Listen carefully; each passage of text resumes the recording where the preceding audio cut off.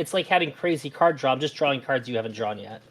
And it feels so good. People get so mad, and it's pretty fucking fair. As far as like stealing people's stuff goes, it's extremely fair. Oh, by the way, Elder Drowsy. So I saw you on Wick, and this is probably topic for another time. But I wanted to. I have a hot take for you about D&D that I want to fight with you about. But when this formally ends, I don't like the chaos that happens when people open up panels. People get way too wild for me. I'm probably gonna go for a bit. There's something else I want to cover tonight, but yeah, if you want, talk to me after this. Feel free. Everybody's usually way too afraid of Lactoid to stay for the open. So. What? Who would be afraid of Lactoid? He's Canadian. That's exactly why they're afraid. The second he stops saying story, your boy Fanatic's afraid. Being Canadian is the one redeeming quality that Lactoid truly has. Aside from being like weirdly nice, like on a large scale, it feels like he hates every single person in the world who's not him. But like individually, he's super nice. Lactoid's great. I have the best temperament, the best politics. I used to have a buddy who was a huge redneck and like picture perfect Trump supporter kind of guy, but he would do anything to help anybody that he knew. He was the most interpersonal socialist person I've ever met, and the most diehard Trump supporter politically. It was wild. You kind of remind me of him. All right, kind of like my dad. Go ahead and start it up. Transitioning. The people can see us now, but they still cannot hear us. Can you guys hear me okay? Am I audible? Everything sounds good? Sound great. A little more feminine today than on Monday. Oh my god. Well, that's because I haven't gotten my motorcycle yet, Corey. Oh, do I have something for you? Sounds like a threat. No. I mean, it does, but from a Canadian, you have to wonder. Canadians can't threaten. It's not in their vocabulary. It's not in their capability. They just go from fully nice to war crime in like 0 to 100. I hate this. I've always considered myself an alienated Canadian patriot. I love Canada. I found an appropriate suitor for you. Oh, whoopsies! Put in the wrong chat. It's not for me. Well, it is still for you if you're interested. Pop this out. You just need to make one slight change. Yeah, I can't be a vegan, unfortunately. I try, but pork is way too delicious. I swear I try, though. I don't know if you've ever tasted what it feels like to go to bed knowing that you didn't murder when you didn't have to. It's pretty good. It fills up the soul. Have to? Yeah. Oh no, my mic isn't working. Do vegans even have motorcycles, or do they just ride Vespas? That's what I would assume. Didn't you just say you were riding a Vespa over the weekend or something? Okay, I don't own one. I don't own one. Oh, you don't. Big, and it wasn't a Vespa. Fine distinction.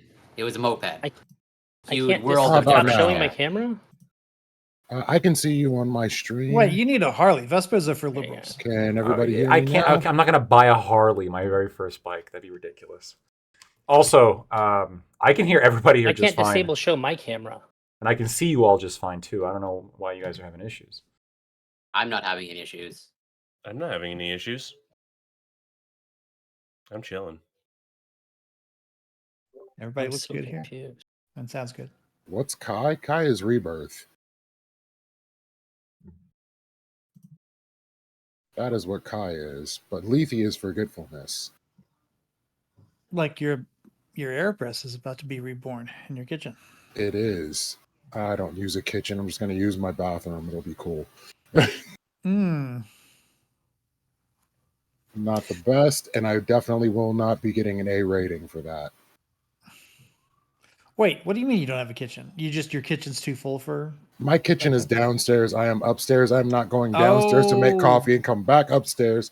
I do not do that. I am too lazy for this. Oh, okay. This is why I let Starbucks make my coffee. I have just the thing for. Do you have a water tower up there so you can get it like water whenever you need it? Yeah, I just got one yesterday. Oh, okay. Cool. Does it have a hot water dispenser? Yeah, it's one of those Zojirushi water heater things. Oh yeah, that's exactly what I have. I don't use it. My simple cripple ass fell down the damn stairs going to get tea yesterday. And I'm never again. So you can set the temperature on it, right? Yeah. Oh, that's right now it's perfect. set at like 208. Yeah. 202 is what we want for coffee, but yeah. Oh, fair enough. But it's 202 fine. is That's good. close enough. Yeah. All right. Well, I'm gonna go ahead and start the bunker buster since Sprout is still cheating on me. Welcome, Is he on a one and WIC all. panel? Oh no, he says he has work, but every time I hear working late, I just hear cheating on me. So, I get it. Right. welcome, one and all, to the Minds of the Ecclesia panel. I am your host, Lethewaterkai, and with me are some amazing guests. I'm gonna go ahead and let them get an introduction, starting with Corey. An amazing haircut, my dude. Oh, well, thank you. I appreciate that. For once, I can say I did it myself. um, although not that Flowbee? it's super. Pardon me. Did you get a Flowbee? Those little I don't- vacuum cleaner haircut things? Oh no. Mhm. Isn't that like was on Wayne's World or something? No, that was the. Wait, no, I don't want to get to that. But no, I did not. Just a straight remnants of what I had left over when I was giving myself haircuts during the strict lockdown here Oh. in fascist Canada and fascist Trudeau. Mm. But yeah, thank you so much for inviting me. Always grateful to be here. Looking forward to getting into it with these familiar and fine faces. You can find me on Twitch, twitch.tv, CoreyCampbell84, Twitter, X, Instagram, YouTube. It's Corey Campbell. Epic. And finally, for the first time in a very long time, on the closed panel, Rich and his Yeah. amazing beard. School's out for summer, so I can finally don't have classes at this time of the week. So yeah, I am here. We're not responding to topics yet, right? We're just saying hi. No, just Yeah. saying hi. It's a three-peat today, so that would be rough. Right. Oh, okay. All right. Gotcha. All right, and with us, Elder Drazi, the man with the plan who can literally speak to anyone and have an amazing conversation. Glad to have him here. I really appreciate that introduction. Yeah, I'm Elder Drowsy. You spell it like it sounds. I'm on everything, everywhere. That's it. I'm excited to hear who's gonna disagree with me tonight. It seems insane, too. So, Lactoid. right. I'm excited to talk to Lactoid tonight.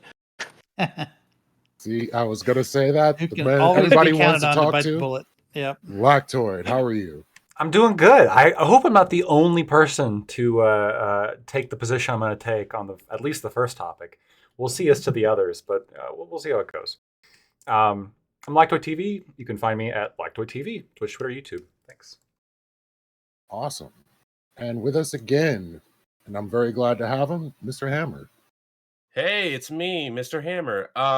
You can find me on twitch.tv/m_r_hammer. It's a little bit difficult to find. Yeah, I just mostly play games. I go on panels when I can, and I have my own panel, but that's a whole nother topic, and I'm excited to, I don't know, get into it. I think I have pretty strong stances. I don't know if anyone's going to have any major disagreements, but, you know. Well, we'll see on this one. So the first topic is issuing alcohol to alcoholics a winning strategy in managing addictions and providing good housing outcomes?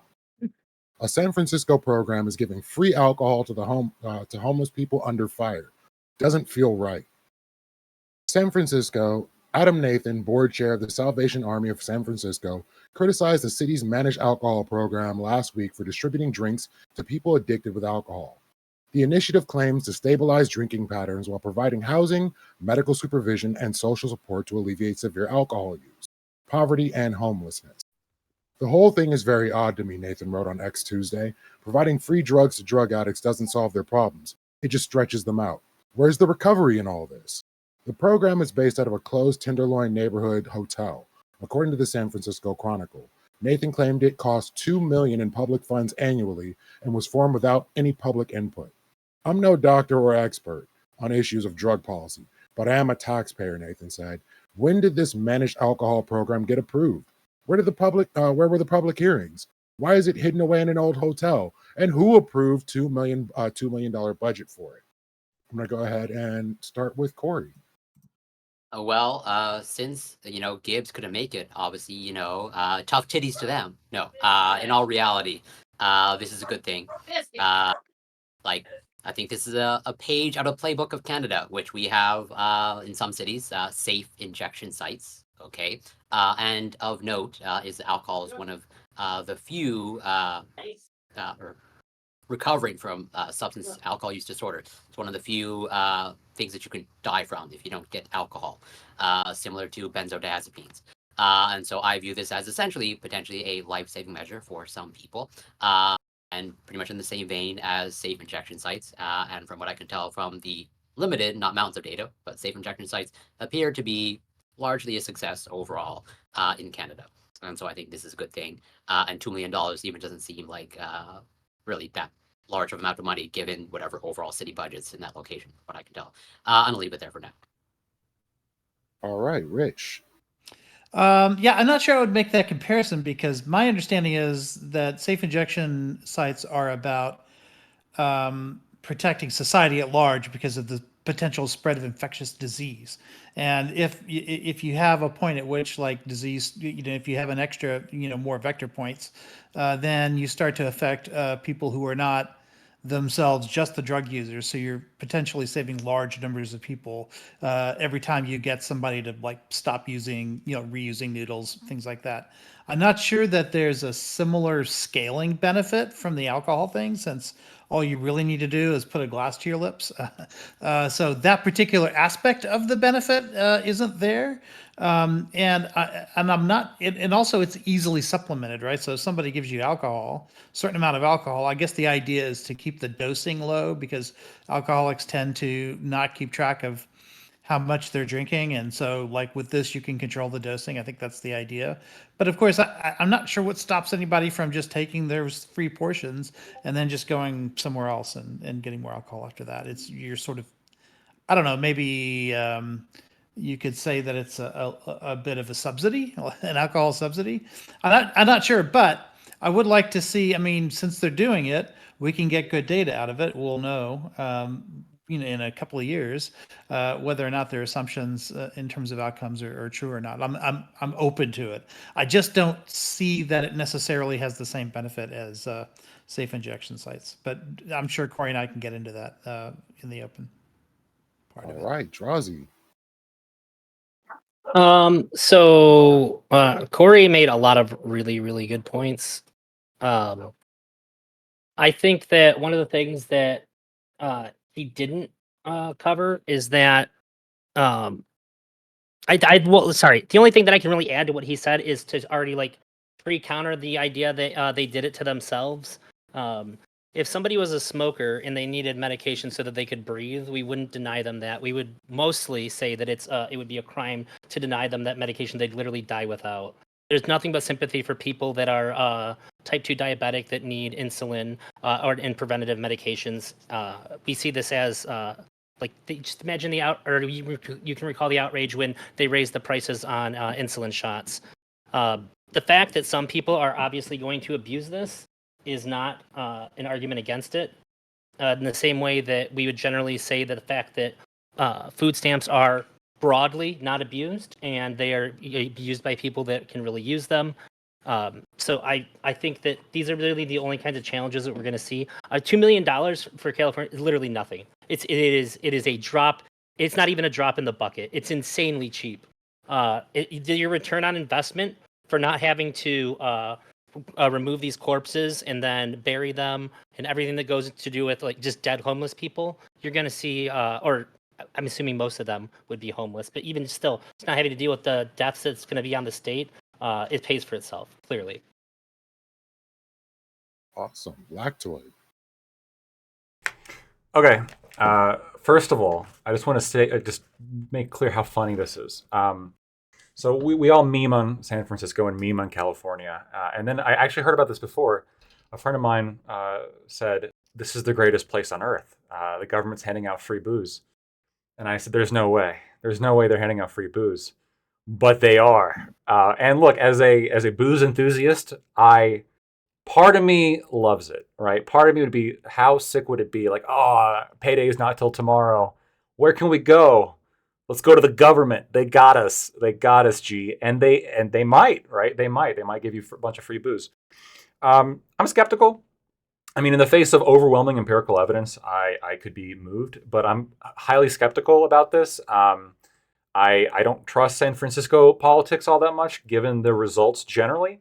And it would seem that the comparisons to safe injection sites and smoking are immediately flawed, because it would be more similar to the government provides the heroin to the junkies at the safe injection site, or the government provides free cigarettes to the person trying to quit smoking, or along these lines, where I mean, ultimately, I don't believe that healthcare is the responsibility of the government.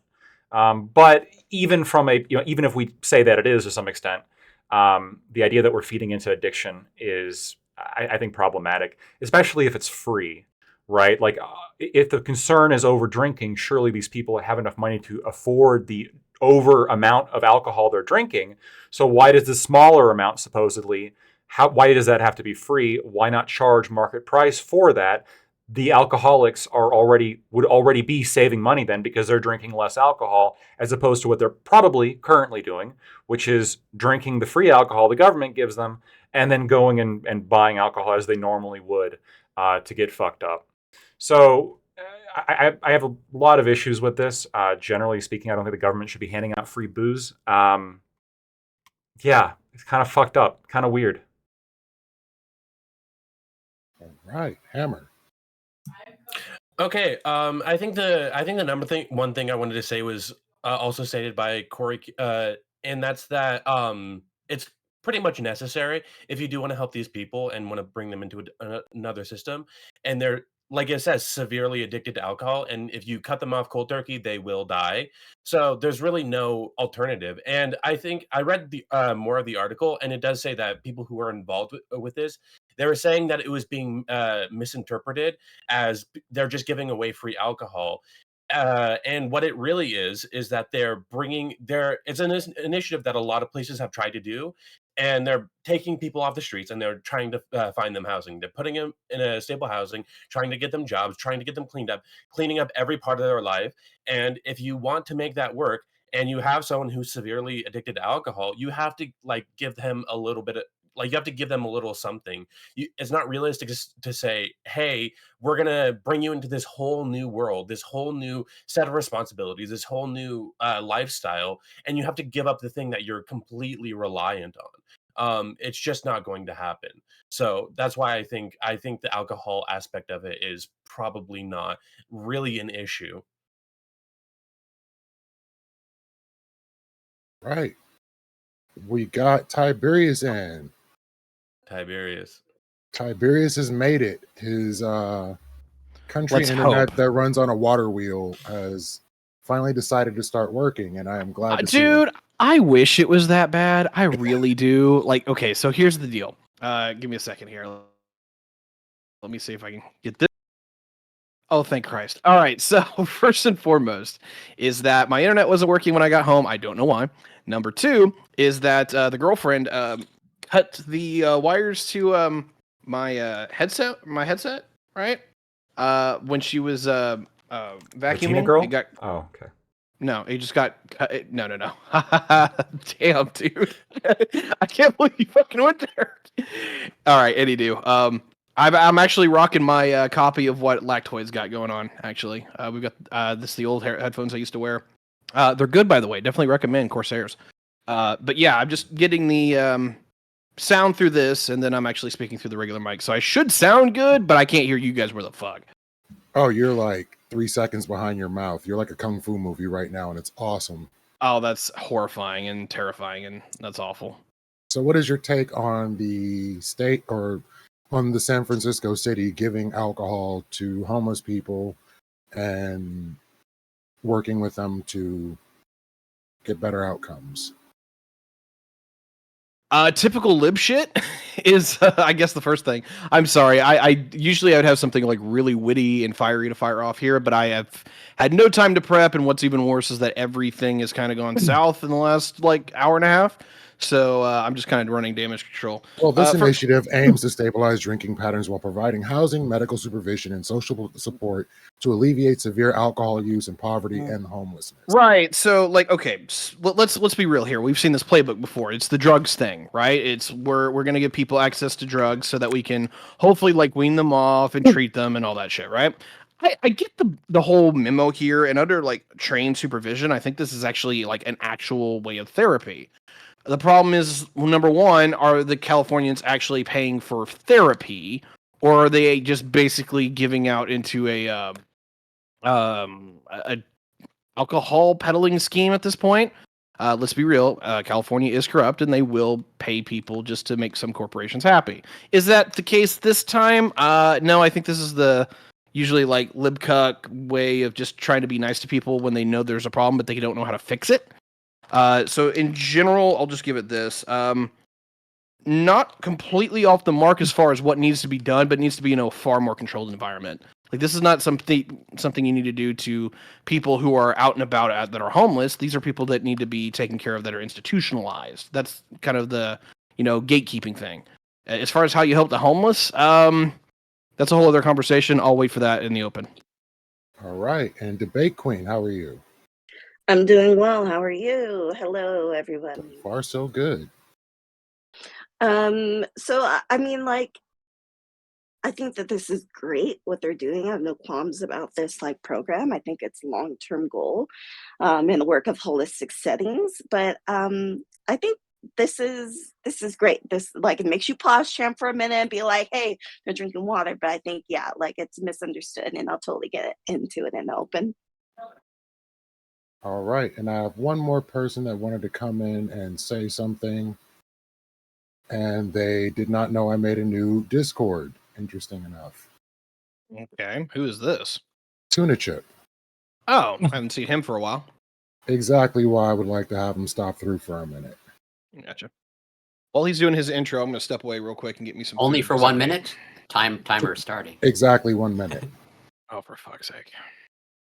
But go ahead and start it off, and then as soon as he's able to jump in. I just want to say, well, first, should have mentioned in my opening statement. That person who was pushing back, they're from the Salvation Army, and like whatever, screw the Salvation Army. No one should go to the Salvation Army. Have any affiliation Yep. whatsoever with the Salvation Army. That institution can metaphorically burn. But all that to say, as well, Lactoid brought up that this would be more analogous to, let's say, a safe injection site providing the heroin or whatnot, and that is actually occurring, as in Vancouver specifically.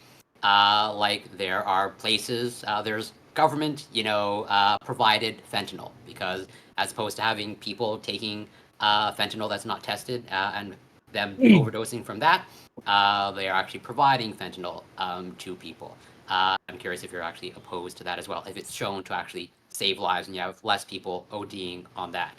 Although I know fundamentally be opposed to that because that's a taxpayer-funded initiative, but regardless. But I also take your point, iCal, in terms of like, yeah, it's not perfectly analogous to safe injection sites because there's the issue of infection. But yeah, I assume, I don't know for sure, but I assume you're not, as you alluded to in your opening statement, you're not fundamentally opposed to it in trying it out as an initiative, as a pilot project, and if it actually turns out to be beneficial, you'd be okay with it. If it actually, if the data works out, my skepticism will fade a bit. But also, like, I another thing I'm skeptical of is I think it could work if there was strict enough supervision as it was happening, right? Like if you have somebody sort of checked in where you can monitor them all the time and you give them a certain amount of alcohol to drink every day, and you can monitor that they're not drinking any more than that, or they're not bringing anything from the outside, that would be a different story. But if they're just saying, here's your allotment of alcohol, like each day or whatever, but you're sort of on the honor system in terms of following it, I think the success rate on that might be more sort of questionable. It's a lot more difficult to get a hold of heroin, I think, than it is to get a hold of alcohol, especially if you're in a track where you're also getting a job and trying to get clean or whatever. They're going to have access to a little bit more resources. However, there is something that in combination with this would make me feel better about it. and that is there is a sort of pill that you can take every day that if you drink alcohol, it would make you like physically Qualifying. ill. Yeah. And abuse. I don't know if there's something like that would maybe say that if you drink more than a certain amount of alcohol, because that's the thing is they are still going to be drinking, so that medicine wouldn't necessarily work with it, right? But I wonder if there's something that would do that, or if there would be some way of knowing if somebody's blood alcohol level reaches beyond a certain level. If those sorts of things were in place, then I can sort of see it as a temporary measure as you're trying to detox somebody. Like it's the same thing with drugs, right? You've got if you're on opioids and you're trying to get off of it, right? You can get that. What's that other drug that they give them? They give to them Methadone. that methadone, right? Which helps you Methadone kind of clinics. like right, sort of ease off of it. Some equivalent to that. But I It's just don't not know the if- same. Yeah. If you take methadone, you just end up being on methadone for the rest of your life. Yeah, well, yeah. I mean that's There also a are- risk with alcohol, right? Well, I'm just saying it's not the same kind Yeah. of thing. Yeah. Well, welcome to there the are groups of house, people who Tuna. think it's- Good to see you. Methadone's not the one. But Are you thinking of Suboxone? I was thinking of methadone, but if there's something better, then all the Suboxone's better. better. Yeah. Okay. in addiction recovery, a lot of people take Suboxone. There are 3 or 4 primary drugs, depending on if you're addicted to a narcotic or if you're addicted to a depressant like alcohol is one of the hardest ones to treat with something other than alcohol. In therapies like this, the withdrawals, very often what people are doing in addiction rehab right now is that you don't enter into rehab until you get to a certain point of repair, because it's just not standardized to give alcohol to somebody that's inside of a rehab to deal with their symptomology and the risks. Because like 3 days withdrawal creates terrible shakes, dangerous effects. If I can jump in here, like we're just specifically going to talk about this problem. This is the only thing I'm going to talk about tonight. I'm not going to talk about anything else because this is the focus of this topic, is about what's happening here in San Francisco. Okay. This program only serves the top people who have used their emergency service. That's it.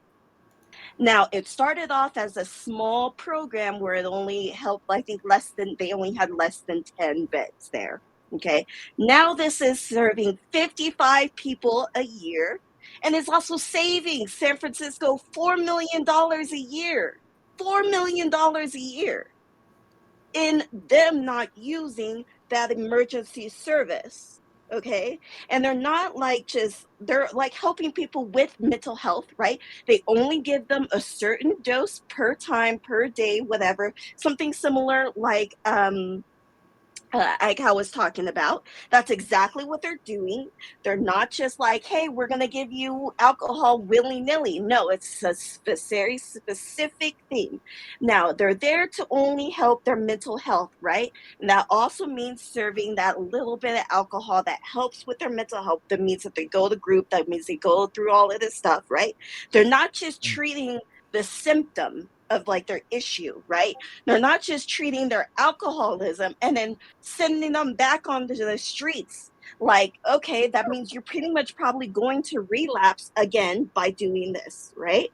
You're like I said, they're like serving their mental health, getting them prepared to turn to the real world, not just making them more susceptible to go back into the cycle of drinking, being homeless, drinking and being homeless, drinking and being homeless. They're trying to break the cycle of that. And I think that's really important to like really focus on, because like not a lot of programs really focus on making sure that you're not going to be homeless anymore, that you're going to be focusing on your mental health. We're focusing on the issue. We're focusing, helping you holistically do all of this. So that way, yeah, eventually you will be weaned off this alcohol, like that is such an important thing to focus on. You're not just taking them and like throwing them back to the streets anymore. You're focusing on them being well and like achieving, like being a productive like member of society.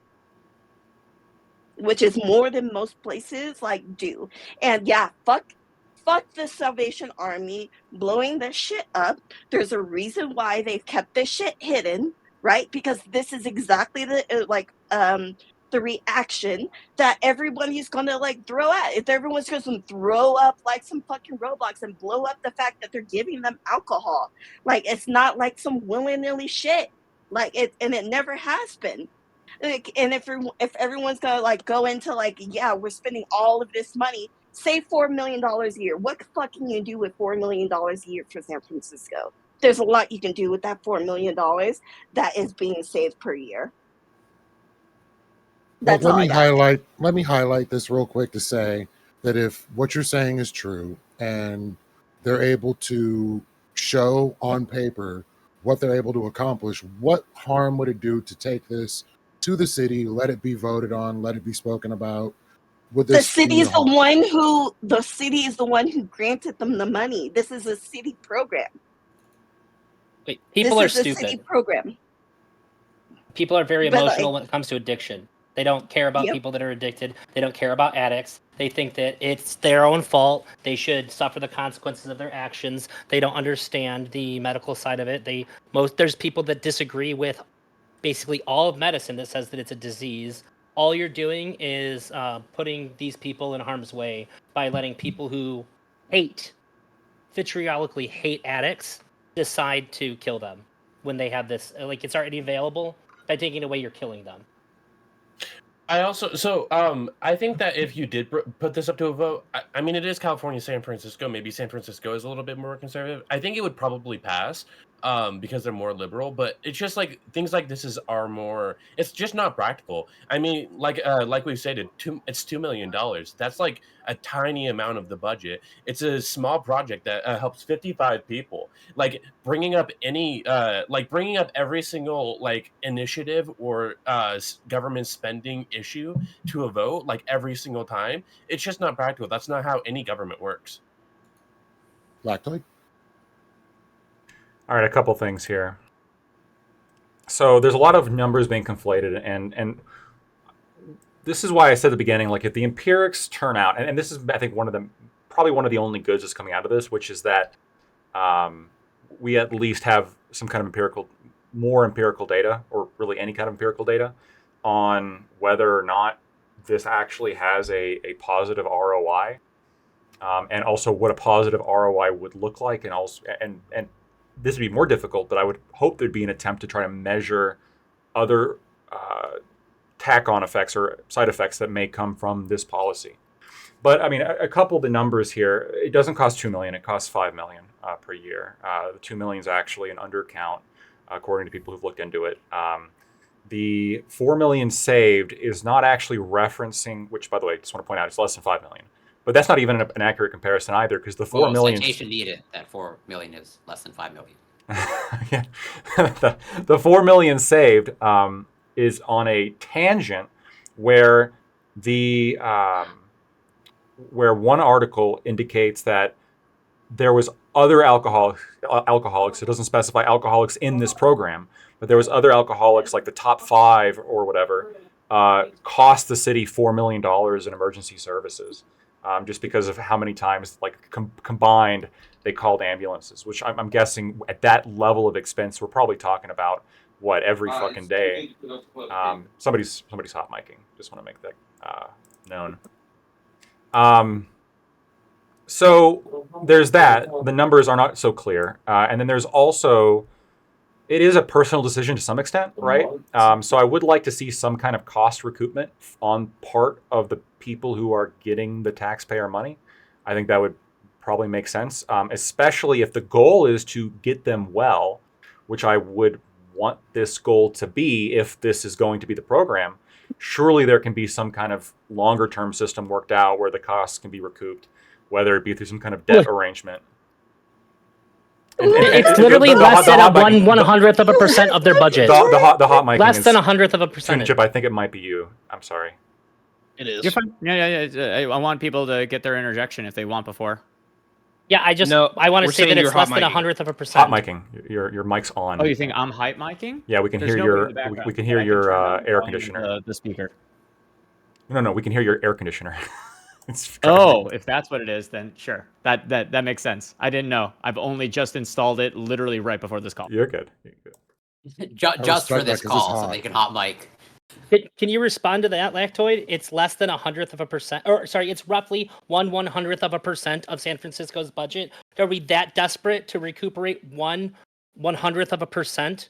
I hate this argument because then I could say, well, just give me $5 million, right? It's a tiny percentage of the budget. Why can't San Fran just send me a check for $5 million? Yes, Who giving cares? it to you is the same as using it to help people and save So lives. why don't they give me $5 million? even better. I could. You know how many Africans I could save with $5 million? I'd go there, I'd dig wells. I would do all sorts of cool shit with that $5 million. Why not just give it to me? Hey, it's nothing, right? It's a tiny drop in the bucket. No, money is aggregate, right? How government budgets work and how people always try to get away with more and more government funding is every single little thing is, oh, that's just such a tiny percent. But enough drops of water, and you get a bucket of water, right? That's how this works. Yeah.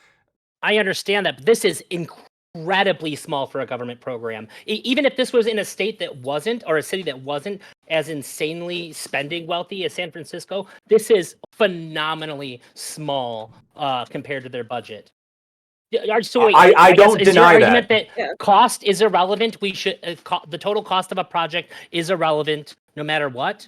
No, that's not what I'm saying, right? If it costs $5 million and we got to, like, I don't know, build a Mars space station, probably a pretty fucking good deal, right? Okay, I might take a step back. Holy shit, that's a pretty good deal. Sorry, let me again, rephrase that. Are you saying that how much it costs is in terms of I'm going to care about the cost is irrelevant? Are you always going to care about the cost? Like if this same program was being done for like $40,000 to the same effect, are you still going to say we need to recuperate these costs? Yeah, to some extent. I'm not going to care like on a. All right, then. Hold on. I'm not going to care like. That's all I wanted to show. Sure. Yeah, I'm not going to care like on a personal level. Like it doesn't even make me angry because I don't live in San Fran. Fuck California. I'd never live there.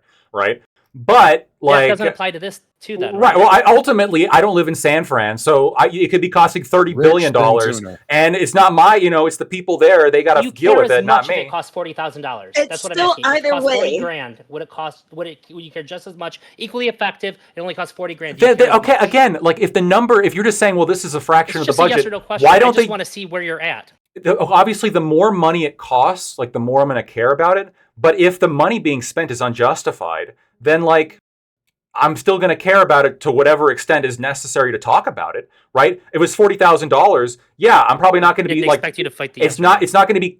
The answer is no. I'm not going to care about 40 equally as much as I'm going to care about 5 million. But I'm going to care about both, right? I'm going to care about both. It's not going to keep me awake at night. But if you're if you give me $40,000, if I get a check from Biden saying, "Good on you, Lactoid, we like you, 40 grand," some people here might be like, "What the fuck? Why'd you get 40 grand, Lactoid?" It's just a drop in the bucket. Look at the federal budget. It's a tiny percentage. It doesn't even show up on the number. You're right. It doesn't show up on the radar. But like, what the fuck? Why are we doing this?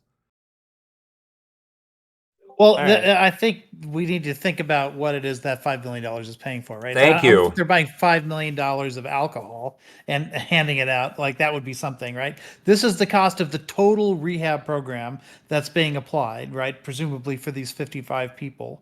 So if you were to take the alcohol out and just make it a sort of a traditional sort of rehab program, it would probably also cost millions of dollars, right? Because these things are expensive. So if we're really asking ourselves whether or not programs like this alcohol-specific program, because we're displacing other costs, and I think one of the reasons why Queen mentioned that as well is because all of the services that we save as a result of these people not, resulting in 911 calls or not being that's drunk tank unclear overnight and all that kind of stuff.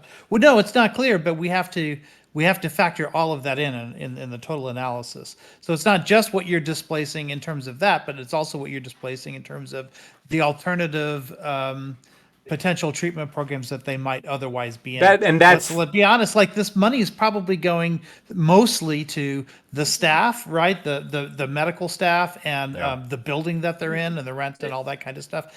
Very little of that is going towards the actual alcohol itself, I don't think. Well, I co Yep. and Yep, exactly.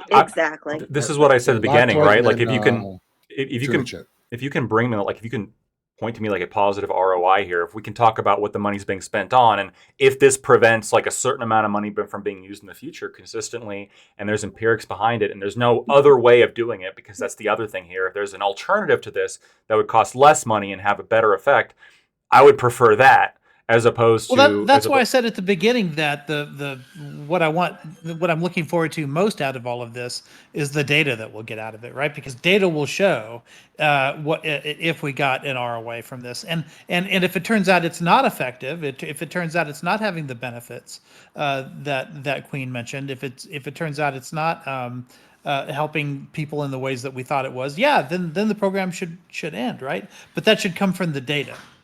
It should come from the data, but the alternatives should also be tried. And this is where alternatives have already been tried. No, not the alternatives I'm suggesting, which is, and this is where I'm just going to probably lose.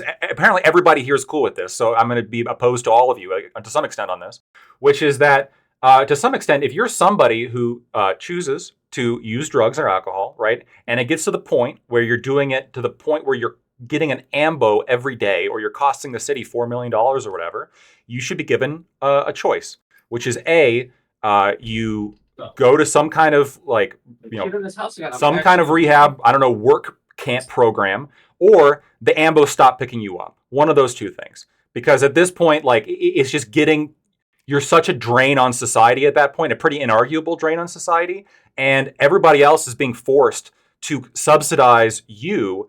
I just don't see it as moral. I don't see it as a good thing for the people there who have to pay. It sounds like you don't believe in human life and the dignity of human life to me. That's fucking no. ridiculous. I don't believe in slavery. That someone who is having addiction, that if you know this is a disease, has to make these choices. Like, I believe that these people deserve a dignified life. You know, a dignified I'm gonna life, hop in if you don't mind, regardless Queen. of that. Of course, go ahead. So, just to respond to what you're saying, it's not against the dignity of human life. It's of the dignity of human life inside of an interconnected system where that human life is affecting several other human lives, and then that's why we're talking about measures of degree, where the economic matters quite a bit, because obviously addiction is not the only problem. So that money could go to other problems which affect human lives, many of which might be the infrastructure costs for ambulances for non-addiction or even addiction issues.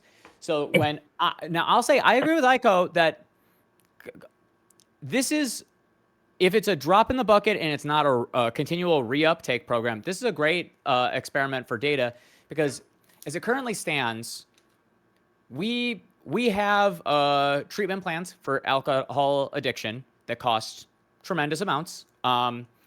Who that falls on is its own question. It takes somewhere from $15K to $20K per person. Knowing that is based on like where they're coming to addiction counseling from now versus if we had some kind of public project where they aren't going to a hospital, dealing with wounds, dealing with shakes, how much of the extra costs are going to be removed by this alcohol program? That's to be seen.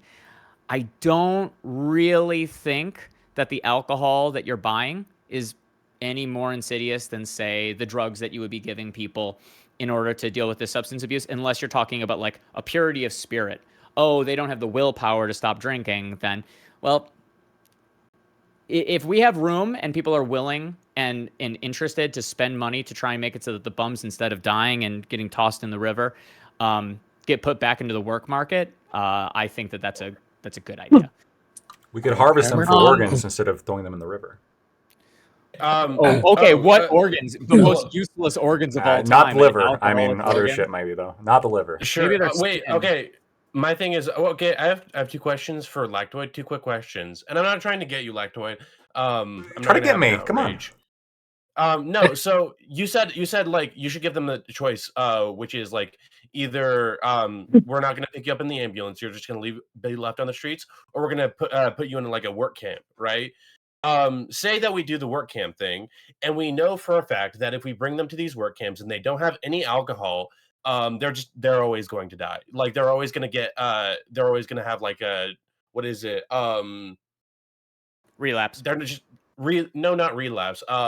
Withdrawal. I'm thinking Yeah, the shakes, the seizures. Yeah. Yeah, and they will die. Like we know for a fact they're going to die. So would you still have the same policy, or would you alter your opinion then? I think if they're working, we're definitely going to get an ROI despite the alcohol costs. So, I mean, if part of their compensation for working is like a gradient, like a gradient of alcohol, where we give them just enough so they don't die, ever decreasing until they're done with alcohol, and then when they're done with alcohol, they can leave the work program.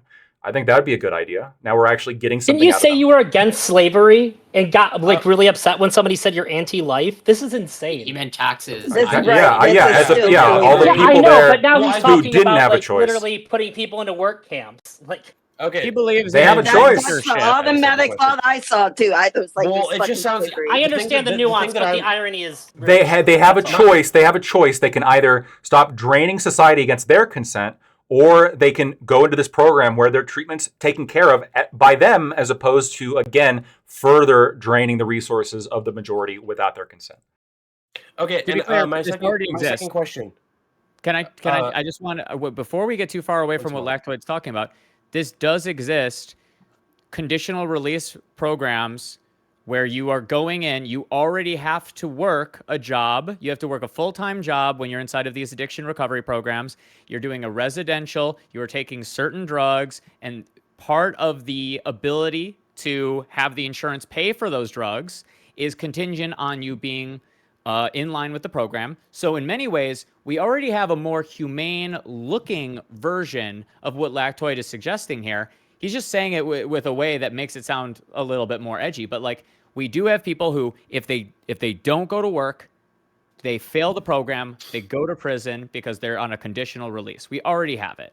It looks a little bit nicer, and it exists in all these liberal cities as is.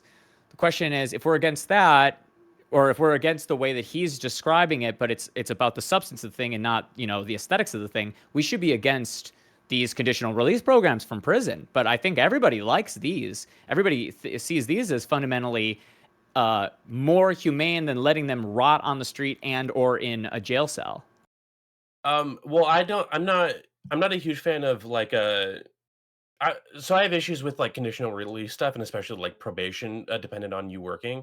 But that's a different topic. And my second question is that do you think when you talk about like spending money and not getting any like financial return, do you see any value in like removing homeless people from the streets? So like I don't know if you've been to like some of these places. I went to Portland, Oregon, and it's a nice place, except for there are so many homeless people, and there are sections where there are homeless people and there are homeless children on the streets begging for money. It is it's really depressing. It's really not nice to look at, and it's also really dangerous. Do you think that there's value in just if we just lose a ton of money, but we significantly reduce the population of homeless people to improve the health of the city? Do you think there's value just in that?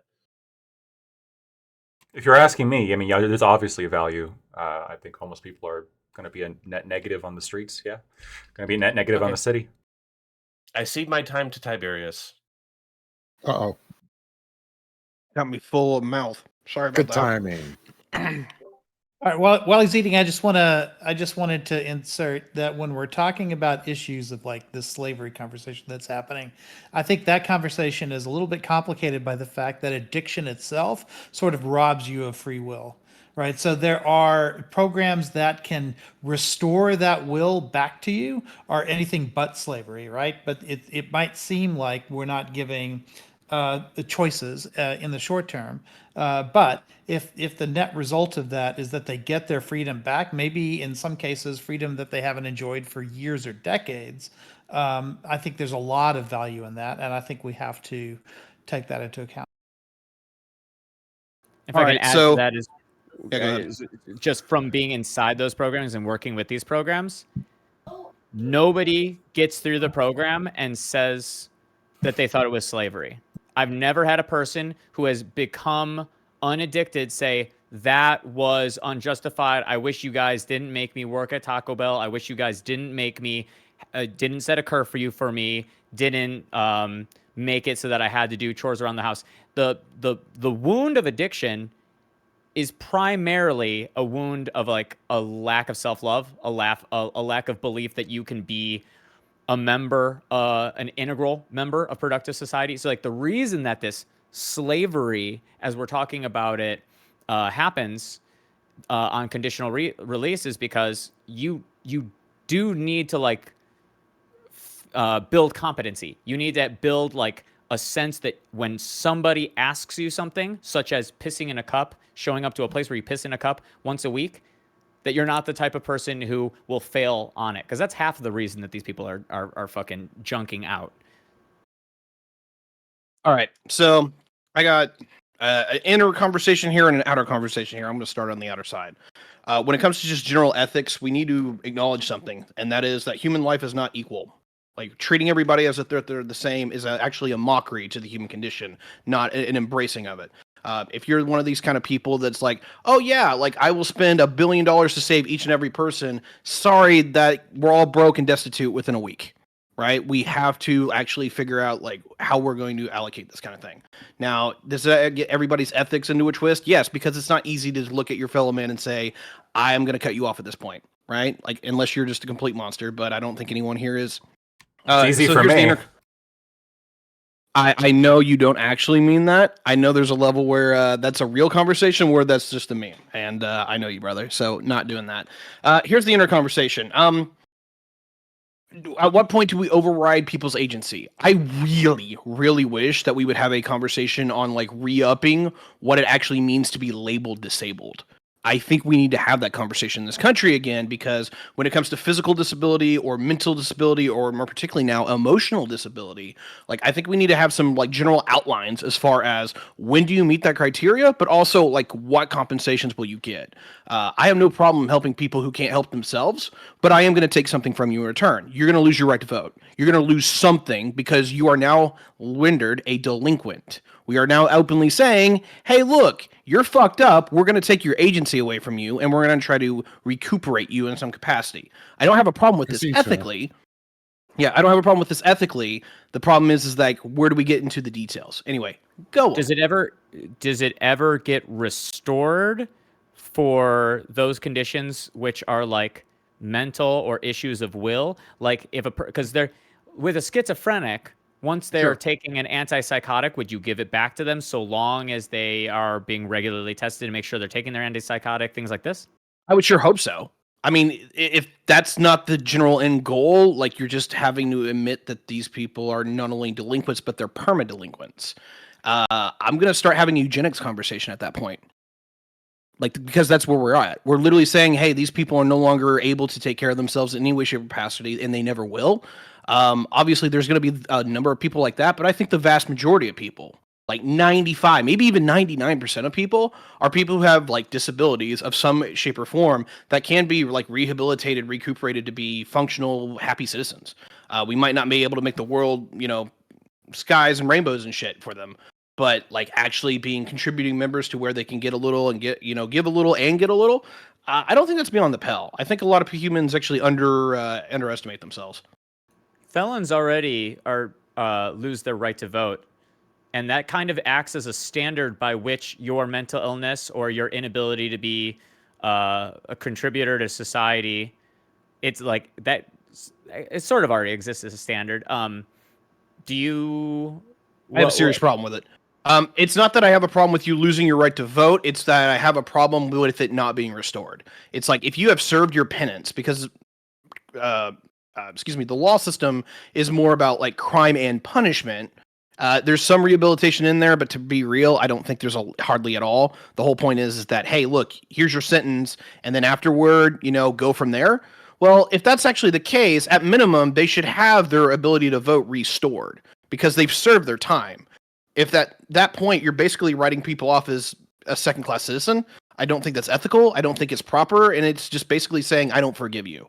That's not justice. That's just That's just hatred, I guess is the. Well, your I don't know how view's- to put it any your other way. view's actually softer than the current law. It sounds at first like it's harsher. You're like, we need to take away the rights of these fucking psychos and these hobos. They're not voting anyway. They're in a ditch, Most likely not, pissing right? on themselves. But then in many ways, what you're saying is the people who get that treatment, if they've gone through a felony program or they've gotten a felony, which has put them into a conditional release, you just want them to be able to have that restored. And maybe that's kind of like a carrot. That's like something that It's a carrot and a stick, right? And this is where I kind of drive everyone crazy with my radical centrism, right? Is that there's a level where if I'm going to say, hey, look, you aren't a contributing member, I have to take in and step in and remove your own fucking autonomy in some way by institutionalizing you or taking your voting rights away or something along these lines, right? I do believe there should be like a give for a get. Like we're trying to help these people. They are going to get care. They're going to get some kind of treatment, with specialists and all that stuff. I think that's actually a humane thing to do, but there also is that level where we are literally saying you are not competent. So if we have to put you in a fucking straitjacket because we are that concerned with your competency, I'm not going to pull strings on that. I'm not going to act like that's unethical. I think it's actually super ethical, and people need to stop running away from that kind of shit.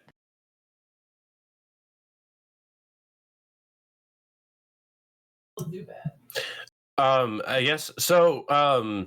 Kind of a diversion. I wanted to, I guess, respond to the idea of like work camps and stuff, or like mandatory or like a conditional release stuff like that I have an issue with. And I think my issue with it is not in like principle. Like if you can make that work out, like have them work to like pay off their debt or whatever, I'm not against that. The problem that I have is like with practicality, and you hear this a lot with people who get out of prison, and one of the requirements to get themselves kept out of prison is to find a job. And I think that well, the idea is like, oh, you can't just sit around like doing nothing, right? But I think the amount of people who get out of prison and don't have a job just because they're lazy, I think that's the vast minority. And I think that the main issue is that like nobody wants to hire them. So like if you require them to work, but there's no work to be had for them, and nobody wants to hire them, and there's no practical path to that, then like you just totally defeats itself. Well, and I'm- also there's financial benefits to society even if they don't pay back their debt from that, right? Because like a lot of people in the criminal justice system these days talk about converting prisoners to taxpayers, right? If you can take somebody who would otherwise be either in a program like this or just out on the streets or even in prison or any of these other things, non-productive things, and you can address what's going on in their lives, and now they have a job and they're paying taxes and stuff like that, maybe they won't be able to pay back the cost of the program. I mean, maybe they can, maybe they can't. But if we require them to do so, and the alternative for them then is to just not get the treatment, we're not saving money by them not getting the treatment. We're just paying costs in other ways. So I think we have to factor in all of the costs of whether or not you get treated, or basically we have to internalize all of the externalities, and then recognize that society pays a very large cost when it probably pays the largest cost when it fails to treat these people and convert them back into being productive citizens. I want to reverse just for a second, and I want to side along with Hammer here. I know this is a little bit of a side Corey tangent. after Tiberius. I think Lactoid was. Everybody has hands up. Okay, everyone Okay, has fair hands enough. up. Good deal. Look, I'll make this pretty quick, gentlemen. Look, I'm largely with Hammer here, and we already kind of got that with Tuniship in the regard that at least for when it comes to crap. I'm sorry, I'm losing my train of thought. Felonies, conditional release. Yeah. Oh, that was it. What Hammer was getting at with basically we kind of give people a felony, we could basically throw away the key. That is a huge issue. And we are not addressing it except for like a handful of states. I believe it's actually Florida and California, the only two states that have voted to like actually remove the felony from your record once you've served your sentence. That needs to happen a lot more, because what we've done is a double-edged sword on one hand, where people can't get jobs and they can't be contributing members of society and they can't reintegrate. And so you're basically perma-fucking somebody. At the other point, if there is somebody who's willing to give them a job, and I hate to actually do this double-edged sword thing, but it's true, is that a lot of those guys have they're low-risk business owners who they know they can put in people who are, somewhat liable, but they can afford it. It actually makes economical sense for them to say, hey, look, I will hire you, but I know that I can hire you at like 10% less or even 20% less as a wage competitively with anybody else because I'm scraping literally the bottom of the barrel on purpose. It's actually a very nefarious thing that's been going on in society that we need to have a conversation about. All right. As a quick response, can I say something real quick? I'm fucking so pissed the fuck off right now at like this fucking. I'm glad her camera's not on. That none of you like here, because trust me, I'm trying to get like on my right now and shit. So hold up. I'm fucking so pissed. I know Tiberius does all this shit all the fucking time. But my fucking God, that none of y'all will ever fucking push back on goddamn euthanasia. And as a fucking disabled person here, I'm so sick of that shit. It's fucking disgusting. And you know what? The only person who wants to fucking go for euthanasia is the person that we should all be fucking concerned about in this world. Because that means that, hey, if they can come for me, they're gonna come for motherfucking you. And if you don't think that shit's gonna happen, it will. If they can fucking take our reproductive organs without our fucking consent, well, it means that you can't fucking, without your consent, be euthanasiaed. Fuck that shit. Fuck it. I have completely lost the plot. Like, is somebody trying to euthanize you? Is that what you're telling me? I think it was based off of Lactoy's point of, don't send the ambulance. That's not euthanasia. That's not very clear. No, Tiberius, he did explicitly mention eugenics. Euthanasia. Eugenics, yeah, eugenics. Very different than euthanasia. I mean, it could be. Let's combine the two. Hand in hand. I mean, the two could be combined in a certain way, I suppose, but the one does not necessarily euthanize them. Right, like free birth control is a method of eugenics. And that's the next topic, so we're going to get to that next. Sure. Yes, it is. Well, I think it actually meets the qualifications for eugenics. Listen, I don't necessarily agree with. Oh, I'm sorry. Give me 1 second. Oh, what's their answer? Right, so Cocked by the phone. Cocked by the phone. Okay. I guess I'll just reiterate a lot of what I said. Aiko, you're talking about how. Well, it could still be a positive ROI if they go on to become taxpayers. I don't really know how much of that ROI is coming from the taxes that they're paying, as opposed to the argument being, well, they're using less emergency services, because the idea of these people. Yeah, it's all of it, but you're right. It's probably more of that. No longer needing that. Well, yeah, because I mean, I could be wrong on this, but I mean, when you're looking at the costs associated with these programs, Utah found that they also, like when they started giving homeless people like places to live, that the reduction in all of those services almost paid for the whole program. I've seen, so I think it's nice that you use the word almost, right? That may have been the experience of Utah. I've seen contrary studies because I've actually went into this before. And Utah, it's been like 15, 20 years since Utah now, so we've got a lot of data. And yeah, it didn't more than pay for the program, but it did pay for. It was like something like 85% success. There's other areas in which of like being able to save the money that they were. Yeah, there's other areas that was not. When it's tried in other places, it has not paid for itself.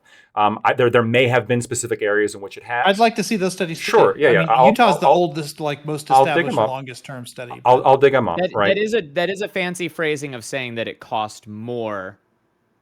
Yeah, for sure. It's a fancy way of saying that. Well, let's say I'm gonna give you a car, right? And then I'm gonna pay for 90% of it, right? You can complain about the 10% that you still have to pay for that car, but I think that there's also a value to helping your fellow man. Which there's a reason why this happened in Utah, right? Because the Mormons there, like, well, you're not giving me the car. Understand the need for.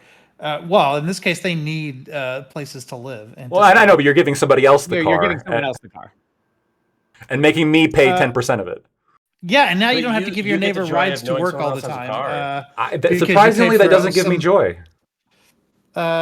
Okay, but like getting people off the street doesn't that like you literally said before, like getting people off the street Yeah, is a value to you. Yeah, there's an element of value there, but the follow-up point, like this was just the preface of I understand that like you can say that there's going to be positives that we both agree on, but this is why I said firstly I'm skeptical as to the empirics of this actually even providing a positive ROI.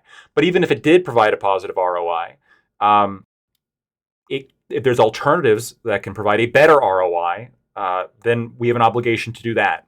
As opposed, unless we compare that like the tax benefit. Yeah, let's do those two. Unless the tax, because here Let's do a bunch of and again, experiments and find out what works best. right. But Aiko, let me ask you this: let's say we tried the experiment of those 5 alcoholics that cost the city $4 million that could have been spent elsewhere. Let's say the ambulances just have a rule now where they don't pick those 5 alcoholics up anymore. They don't get medical treatment, and if they die, they die.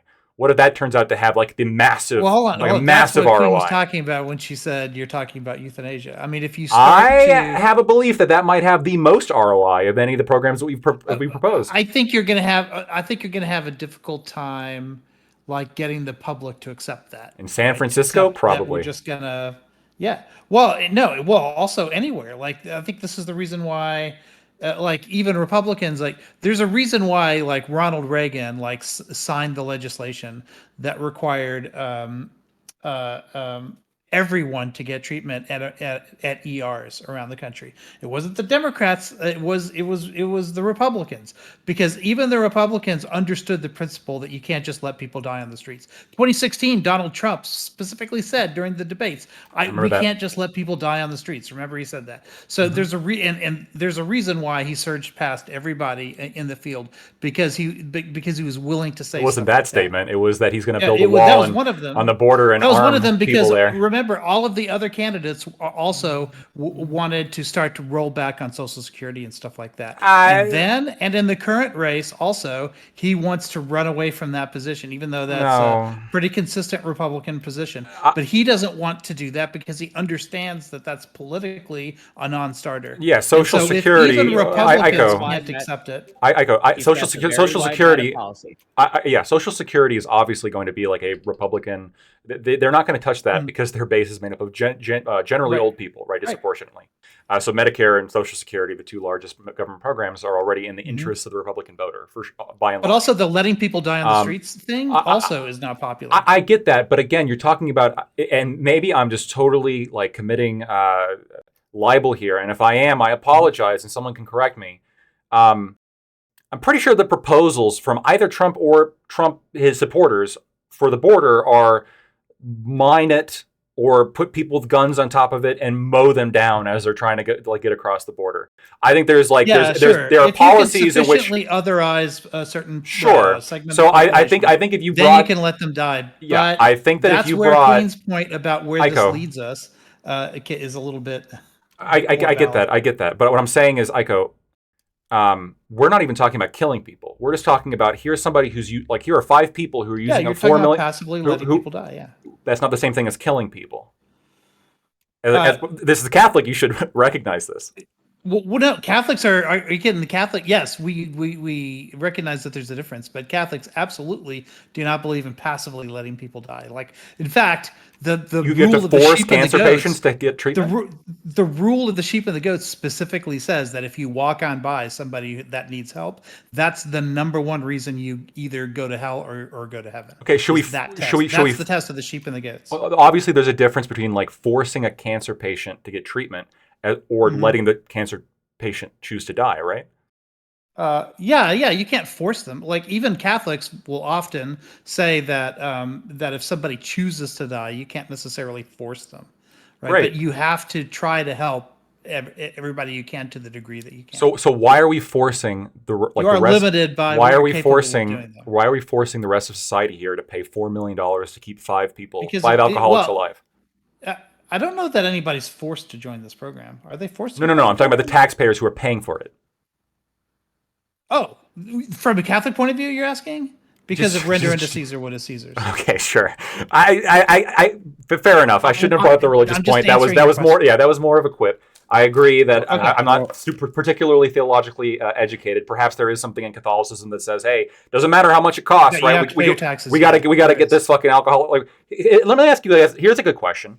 Is there any amount of money here that you guys would be like, yeah, fuck it, let it die, let them die, right? Let's say those top five. Let's say those top 5 alcoholics, instead of using 5 million or 4 million or whatever, they used 50 million. Now, do we let them die in the street? Okay, we're going to start to wind this down. I've been needing to let Corey get in because he had something to say a while back, and Tuna's been.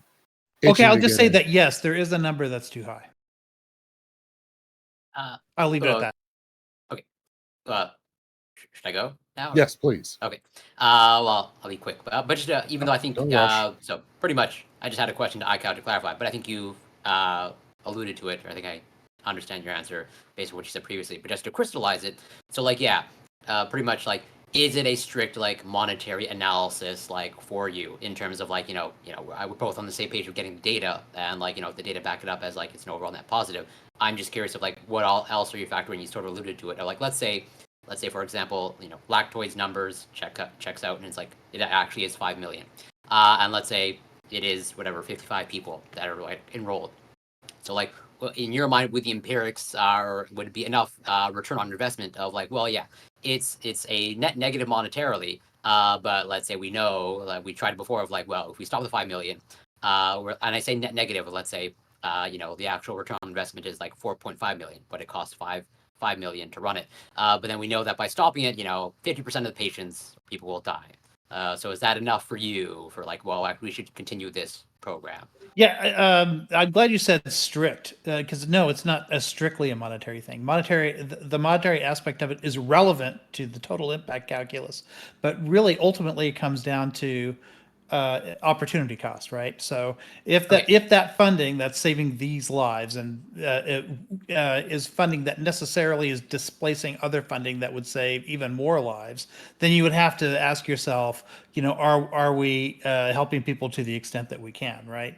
So so to that extent, yeah, I mean, I think we should all try to make any charitable program sustainable.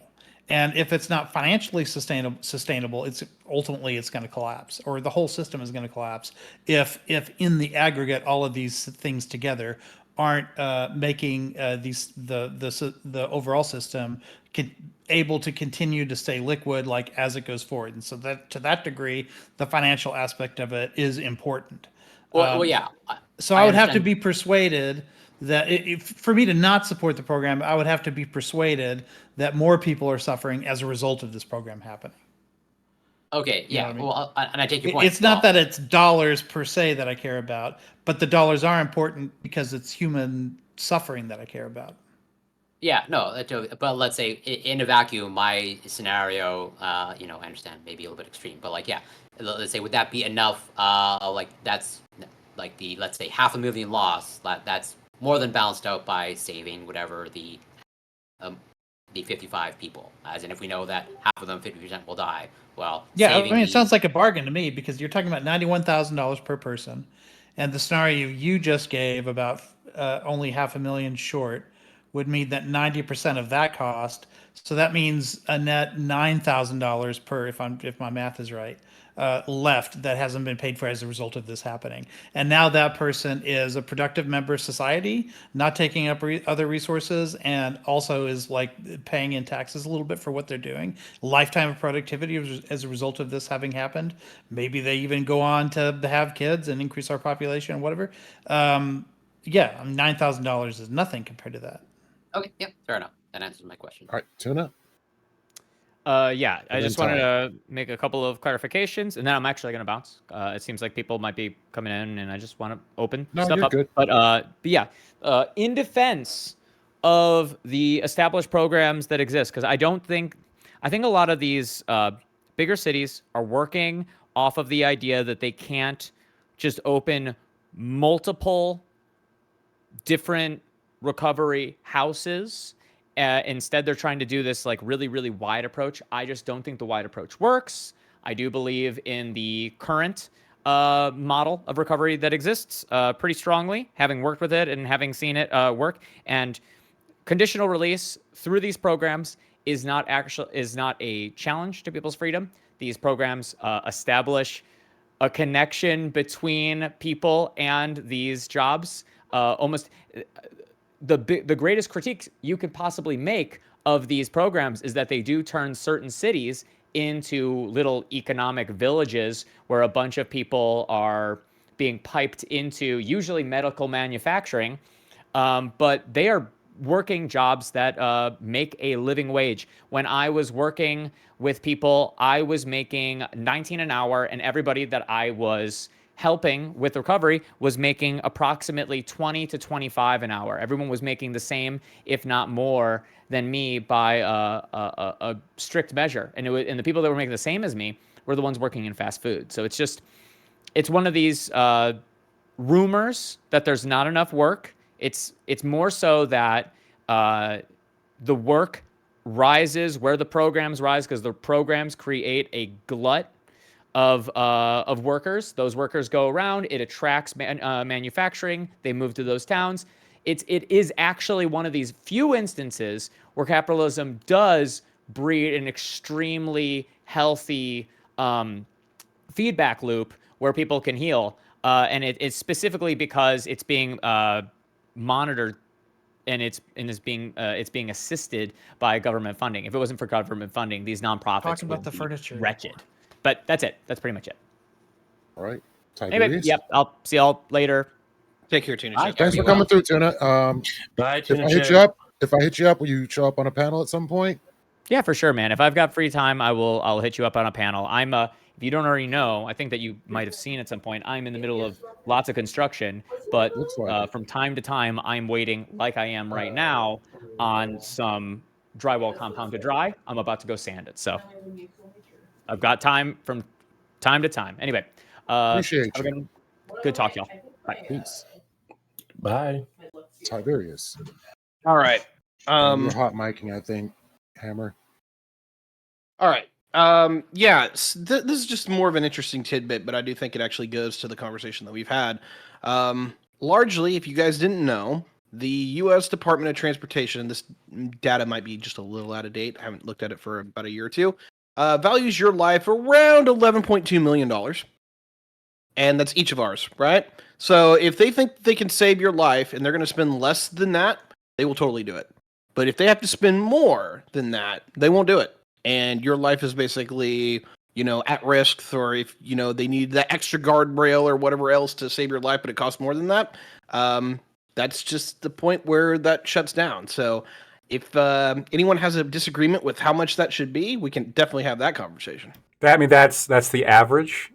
Yeah. Like you said before, I think you said it very well, that not all lives are equal. And I'm sorry, but the people who are most likely to be in these programs are not going to be that 11.2, because that 11.2 is also factoring in children, right? Which are generally more valuable because they have a longer life to work. If what's the value of somebody who's 70 who can't work and is taking Medicare and Social Security? There's a negative value associated with that because the work has already been done. They did their job as taxpayers. They must now go. Let's go for elder side. Let's do it. That is the number one way in which that sort of is happening, which is why Eucharist talks so much about MAID up in Canada, right? Because it really is the people who are finished contributing economically and are now in the phase of their life where they're drawing back. And if they've done these calculations in Canada that if somebody euthanizes, then they save X amount of money in terms of like total savings up in Canada. So that is a calculation that's being made up there. Corey, I didn't know you had balls of steel up there. Well, yeah, they're hardened with ice. Well, the cold weather. I'm going to defend, if I can, I'm going to defend the banning felons from voting. And I actually also agree that, like, if in one of my lactoids work programs that we're going to offer to the addicts, in fact, it might be the exact same one that I'm going to put felons in. Now that I think about it, we can just do the same thing. That'll be pretty cool. That's consolidated. I like that. But the idea of this is that, as with somebody who's so addicted to alcohol that 5 of them are costing the city $4 million a year, as with somebody who decides that it'd be a good idea to pull the trigger on somebody while robbing them. This is somebody who I don't trust to, I'm skeptical of them being like even free in society, especially with a felon example, right? But I'm especially skeptical of them having the judgment necessary to have a say in our political process. So we don't allow children to vote because they lack the requisite judgment to have a say in our political process. Why is a felon who murders 2 people and then gets let go after 30 years? Why is this person's judgment superior to that of a child? Can I get in on this? So, basically, because voting is a right, and the difference between like a child not being able to vote is that they'll eventually be able to vote. Whereas like a felon, if you say they're never ever going to be able to vote, well, they're affected by the government, probably more than most people, and like stripping someone of their right to vote when they're affected by the government, when they're controlled by the government, is just an infringement of rights that we don't accept in America, or we shouldn't. So there are children who will never vote because sometimes children die. And if we're going to say, well, eventually you'll get to vote if you make it to this particular age, if that's the standard we want to put, then I could put the standard for felons too, right? Where it's like, if you're a felon, you will eventually be able to vote at age 120, right? Which essentially is making sure that you won't vote. The real reason why we don't let children vote, it's got nothing to do with like, well, you're going to be able to vote eventually. It's not really a reason for preventing children from voting now. The reason why we don't let children vote now is because they're fucking idiots and they're poor, they have really poor judgment, and we don't trust them making decisions for society, which is a good idea, right? It's a good idea to not have people with poor judgment making decisions for society. One of the, I think, worst parts about American democracy is that there is a greater incentive to appeal to the lowest common denominator than there is a incentive to appeal to higher denominators. Using Tiberius's whatever, me and Tiberius might actually not disagree too much on a scale here, but I mean, wouldn't somebody who has is so, whether we can feel bad for them or not, so, if the 5 people that are you having $4 million of services expended on them every year, and they're not working, they're not doing anything. Like, do you think this person's judgment and political opinion and decision-making capabilities, are they going to be on par? I would even argue they might even be lower than a child's, honestly, at this point, right? Like, there's probably more of an argument for letting like a 12-year-old vote than somebody like this, somebody who's so mentally disturbed and disrupted, where, I mean, we just can't let them participate in civic society. Same thing with people who have like maybe mental disorders who've progressed to a point where they're essentially children too, right? I think it'd be unethical to have sex with those kind of people, just like I think it'd also be unethical to, or be unjustified to let them have a political say over me or you or really anybody on this panel or likely in the audience. Can I respond to that? Well, Sure. trying to get in. Go ahead, Corey. Well, so I'm curious, Lactoid, to put the label of poor judgment on someone. Do they just require like breaking the law, as in like white collar crime? That to you is like poor judgment. So obviously the threshold is going to be, we might disagree in the threshold of where. Oh, so I would ask you, where does a motorcycle rider in terms of rank in poor judgment? I obviously, as long as they can explain their logic for buying a motorcycle, let's say it's to, there's a certain amount of utility gain, they work through a whole calculation with you, then I think that person perhaps is demonstrating a logical thought process that makes sense. And where does overweight and obesity rank in poor judgment and inability to control what goes into your mouth? Sure, yeah. Like, I agree with you that there is things that we can look at where, if you're engaged in behaviors that demonstrate a judgment, poor. What about alcohol? Yes. Well, that's what we're talking about, right? These people, these 5 alcoholics who are drinking so fucking much that they're costing the city $4 million. Like, they're going to the hospital every night, right? This level, I don't know where the threshold is, but I think if we're going to put children in this camp of not being able to vote, clearly these guys are not also able to vote. Clearly these 5 guys, at the very least, we can come to some kind of agreement here, are not at that requisite level. And especially, and then the felons who murder people, the rapists, do we really want these people having the same say as you? Do you think they're equal to you civically? I don't think so. Well, I can make the argument that potentially, let's say someone who drinks and is overweight and rides a motorcycle demonstrates poor judgment than let's a child that does not engage in any of those and can't legally. Would you agree with that assessment? Potentially, but then they're a lawyer, and then you have an extra amount of judgment added, which puts them over the threshold, I would argue. Because what does it say about the person's judgment if they increase, the risk of cardiovascular disease, cancer, esophageal cancer, gastric cancer, and increases the risk of dying? It's worse. It's worse than somebody who doesn't do those things. I would agree. All else being equal, obviously. So there can be elements in somebody's life where they demonstrate good judgment, and everybody's going to make poor decisions to some extent. We have a tolerance for poor decisions to a threshold before I think we can designate somebody as being of such poor judgment. Why do they even have a say? They're clearly like here, a murderer, for example. Like everything that you described comes nowhere close to the lack of judgment and the lack of humanity, really, that someone needs to shoot somebody while robbing them. Right? I mean, this is obviously to a whole different scale. Sure. I reckon that's why I said, like, where does white collar crime, like, I think I understand why you're using that extreme example of a murderer for a reason. Yeah. Okay, so I can understand, I can be sympathetic to that position. So now I'm trying to, where is your spectrum? That's why I brought up also, the more personal examples. So like is white collar crime, is that enough for you to put the label of poor judgment? Yeah, to some extent. I guess it depends what the crime is. If we're talking like a minor white collar crime, where there's the impact on other people is like not all that major, then maybe it wouldn't be as like it wouldn't demonstrate like judgment bad enough, or like a moral, especially a moral judgment bad enough to eliminate the right to vote. I'm actually okay with restricting some. With lifting some restrictions on felons. I don't think white collar felons should have their gun rights taken away, for example. If you haven't demonstrated violence, I don't see why there's a reason why you can't own a gun, right? Even if you've scammed somebody, you were an administrator or something, it doesn't make any sense.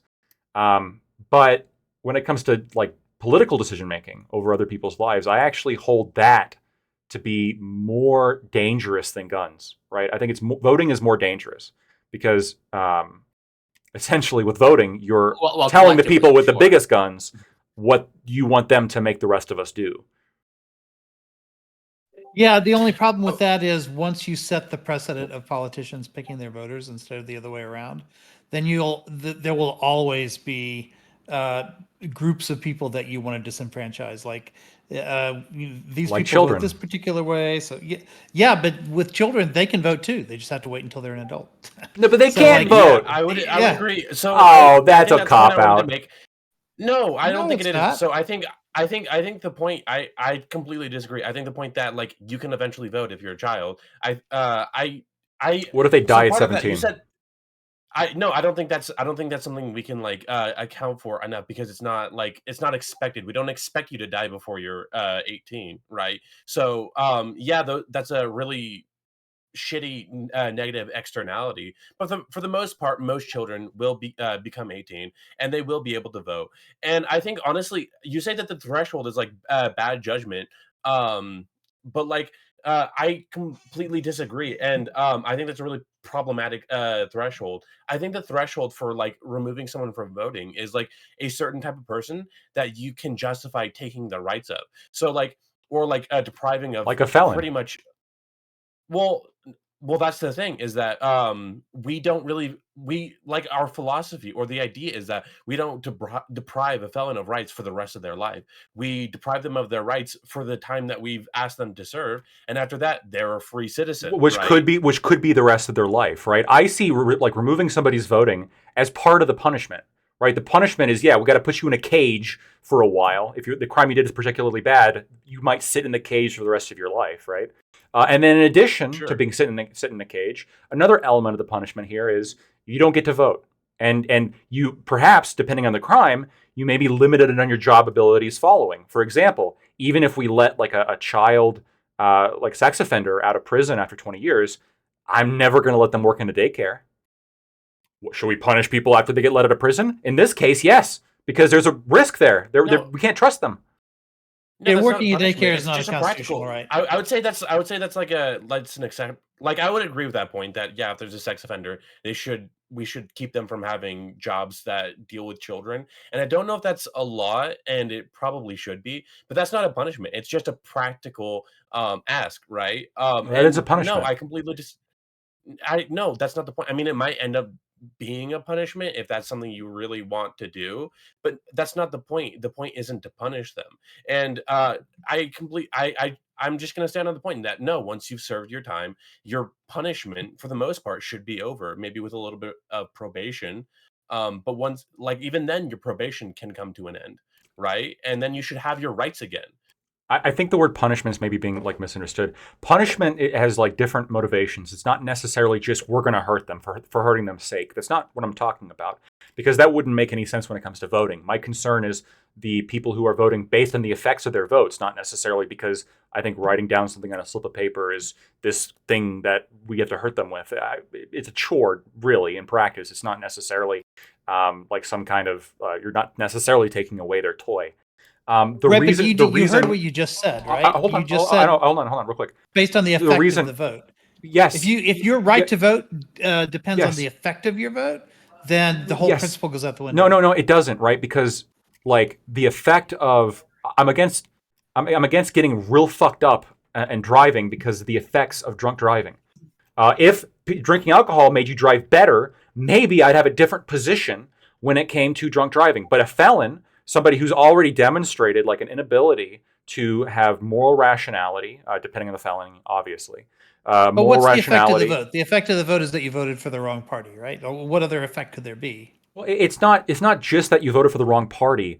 It's that the politicians now, when they're planning their strategy, when they're designing their policies, when they're talking to the people, they have to base everything around the lowest common denominator, right? When Trump goes up there and he speaks, or when Biden goes up there and he speaks, he has to curate their speech to speak to idiots, to speak to people who are morally reprehensible, to speak to people with no judgment, right? Because those make up sizable voting demographics. And on aggregate, if those voting demographics were less powerful, politicians could spend more time crafting better policy. But to fix that, you would need a lot more than just felons to be.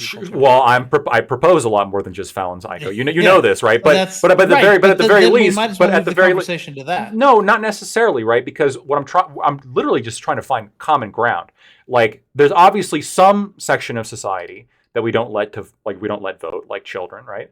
And so or people who, in some states, people who are so mentally disabled or have such mental illness that they can't, grasp reality, or they're designated essentially a ward of the state. These people also can't vote in certain states. I'm simply saying that, like, the states that have the current program, which is they don't let felons vote either, obviously they're currently doing it. They've simply added this group to that other larger group. I would make the group even bigger. But at the very least, like, the arguments for keeping felons out make sense, right? If we can't expand it as much as I want, that doesn't mean I want to shrink it down below what I think it is now. Surely murderers and rapists don't have the judgment and the moral character to be deciding things for our country. I don't want politicians to have to care about them when they're crafting policy. Well, that would be even that would create a precedent that we don't want to really have to deal with. But there would the be precedent a lot is now smaller number. If you were limiting that proposal just to murderers and rapists, that would be a much, much smaller number than what's happening now, right? 47% of people in prison in Florida are black. In fact, the reason why they had felony disenfranchisement in Florida in the first place, and in a lot of southern states, was because of Jim Crow. Because it was a two-step strategy. It was, number one, make it so that if you have a felony on your record, you can't vote. And then number two, arrest as many black people and give them felonies as possible, was what they were doing in the 20th century. And it resulted in a vast disproportionate amount of black people who couldn't vote in the state of Florida. Okay. Real quick, which is still a problem today. So this is going to lead to an even greater argument. If that was the case, other topics, but forget about it. If that was the case in Jim Crow South, I mean, sure, those motivations would have been bad, and I think that arresting people who haven't committed crimes just because of their race is bad. But a murderer is going to be a murderer, whether or not, like, whatever racial group they are. And I'm not necessarily concerned if this proposal, or if not letting violent felons vote, if that proposal It's usually has just 'cause you a had some pot when disproportionate. you were 19. So that's not even the case, right? Like, this is not the like I agree that pot should be legalized, but this idea that the felons are all pot smokers, they got caught a few too I many didn't say times. all. I said Okay, even the majority. It's not the majority. It's a small minority of, like, over all the felons. Like, the only thing they have on the record is too much pot, right? Like, if you look at most people, what's the number one violation? Well, I mean, most people right now in prison. Most people right now in prison, like, the largest share of people in prison right now are there for violent felonies. We're talking murder. We're talking rape. We're talking physical assault. We're talking hijackings, armed robbery, right? Shit that it's like, holy shit, like, you did what? Like, not. Hold on a second, because we know marijuana is a felony crime. So you're saying there's more murderers and rapists out there, or whatever, violent criminals out there, like you're talking about, than there are people who smoke pot? I'm saying right now, most people in prison, like, the largest share, it could be the plurality. I'm pretty sure it's most, but the largest share of people in prison is going to be violent criminals, right? But that's not. Hold on, that's not the measure. The measure is how many people have a felony on their record, because those are the ones who can't vote. Okay. Do you agree with me then that if we let the pot smokers vote, then we're okay with disenfranchising felons? No, but it would be better. Okay. What about the violent felons? You're cool with me, like, not letting them vote at the very least? Hammer after this exchange. In exchange for what the concession that you made about violent felons not being able to, like, carry guns, because that's a constitutional right as well. Violent felons cannot currently carry guns. That would be easier to defend. Violent felons cannot currently carry guns in the United States. Well, that's what I'm saying. Like, right. Yeah. So that would be easier to defend, because you've already set the precedent that violent felons can have constitutional rights taken away from them. Now, I'm not sure that voting is at the same level as gun ownership, but yeah, that would be much better than the policy we have now. Okay, so wait, Lactoid. Besides this one example of former felons or felons who have been released, is there anybody in who can't, like, vote, who we would otherwise give them their rights? Can you ask the question a different way? Okay, so the point that I made earlier was that like, the box of people that we don't want to vote is not about, like, whether or not they have good judgment. It's whether or not they're, like, the type of person that we want to deprive them of rights. And you disagree with that. Can you give any examples where someone is like, oh, we want them to have their rights, but other than just voting? Well, I think Like, right now the only groups in America that we are, like, actively justifying disenfranchising from their rights are going to be people who, I mean, we can get into what rights means here, but in this context of, like, voting and freedom of movement, etc., like, the only groups that we're arguing about are people who've demonstrated poor moral character or poor judgment, right? It's going to be felons. In terms of maybe not poor moral character, but, like, people with severe mental disturbances. In this case, extreme drug addicts, right? Maybe they haven't committed a crime, but, like, they're calling the AMBO every night because they're fucked up on the street, right? Clearly, this person's is a mess. Clearly, this person's not in the right state of mind to be deciding things to the rest of the country. No, so I think that's the core of my argument. Like, the people who, as far as I know, that can't vote are just children, wards of the state because of mental issues, and felons and former felons, right? And of those three people, the only people who otherwise have rights are felons. So it doesn't really make they're like, one of these things is not like the other. We've decided that these people have served their time, and we've decided that they deserve their rights again, freedom of movement, and all the other things. Well, so some rights. So the thing you're leaving out is most of the states that prevent felons from voting after they get released from prison, that's really only during the term of probation or parole, right? So it's only the term following. I think there's, like, only 2 states, maybe I'm wrong on that even after they lose, like, even after they're done with their after the prison, the parole or probation, even when they're done with that, they still can't vote for life. It's a minority of states. I don't know, maybe it's 5. It's a minority though. Sure. So in most places, I mean, this is currently the case, but that doesn't change the argument that you can say, and this is the case with mental disability as well, right? There's some people who have mental disturbances to the point where we're comfortable with them living out in the world and working, but we just don't let them have guns because of what they've demonstrated. Having a gun is a right. We take that away from some people. Sure, but I think that I think generally, if you look at the law, we don't really respect people's rights to have guns as much as we respect people's rights to vote. We respect both in different ways, right? Just On Lactoid, this, I I just want to get to the next topic real quick. So any last thoughts Yeah, on just real this quick. particular topic? Go ahead. Just real quick, Rich. just this, like this, because you asked this question. It's 18.2% of felonies are violent felonies, but 40% are for marijuana. You got to send me that link, but what are the rest? I put both of them in the group Thank you. DM. Thank you. All right. So let's start with Debate Queen, since she hasn't had a chance to say a whole lot on this one. I think that this whole entire conversation devolved into something that is completely something else. But either way, I still think that saving $4 million a year is still something. I'm glad that these people are getting the help that they need. And I'm glad that they're off the streets. And I hope that they continue to work on their sobriety, their mental health, and continuing not to be on the streets and become Excellent. productive members of society. I like that. Hammer. Yeah, I guess my point on the alcohol thing, I guess as Tiberius would say, I'm like a classic liberal. I like classic liberal bullshit. And so I think that the quest to like get people off the streets, get homeless people and make them not be homeless.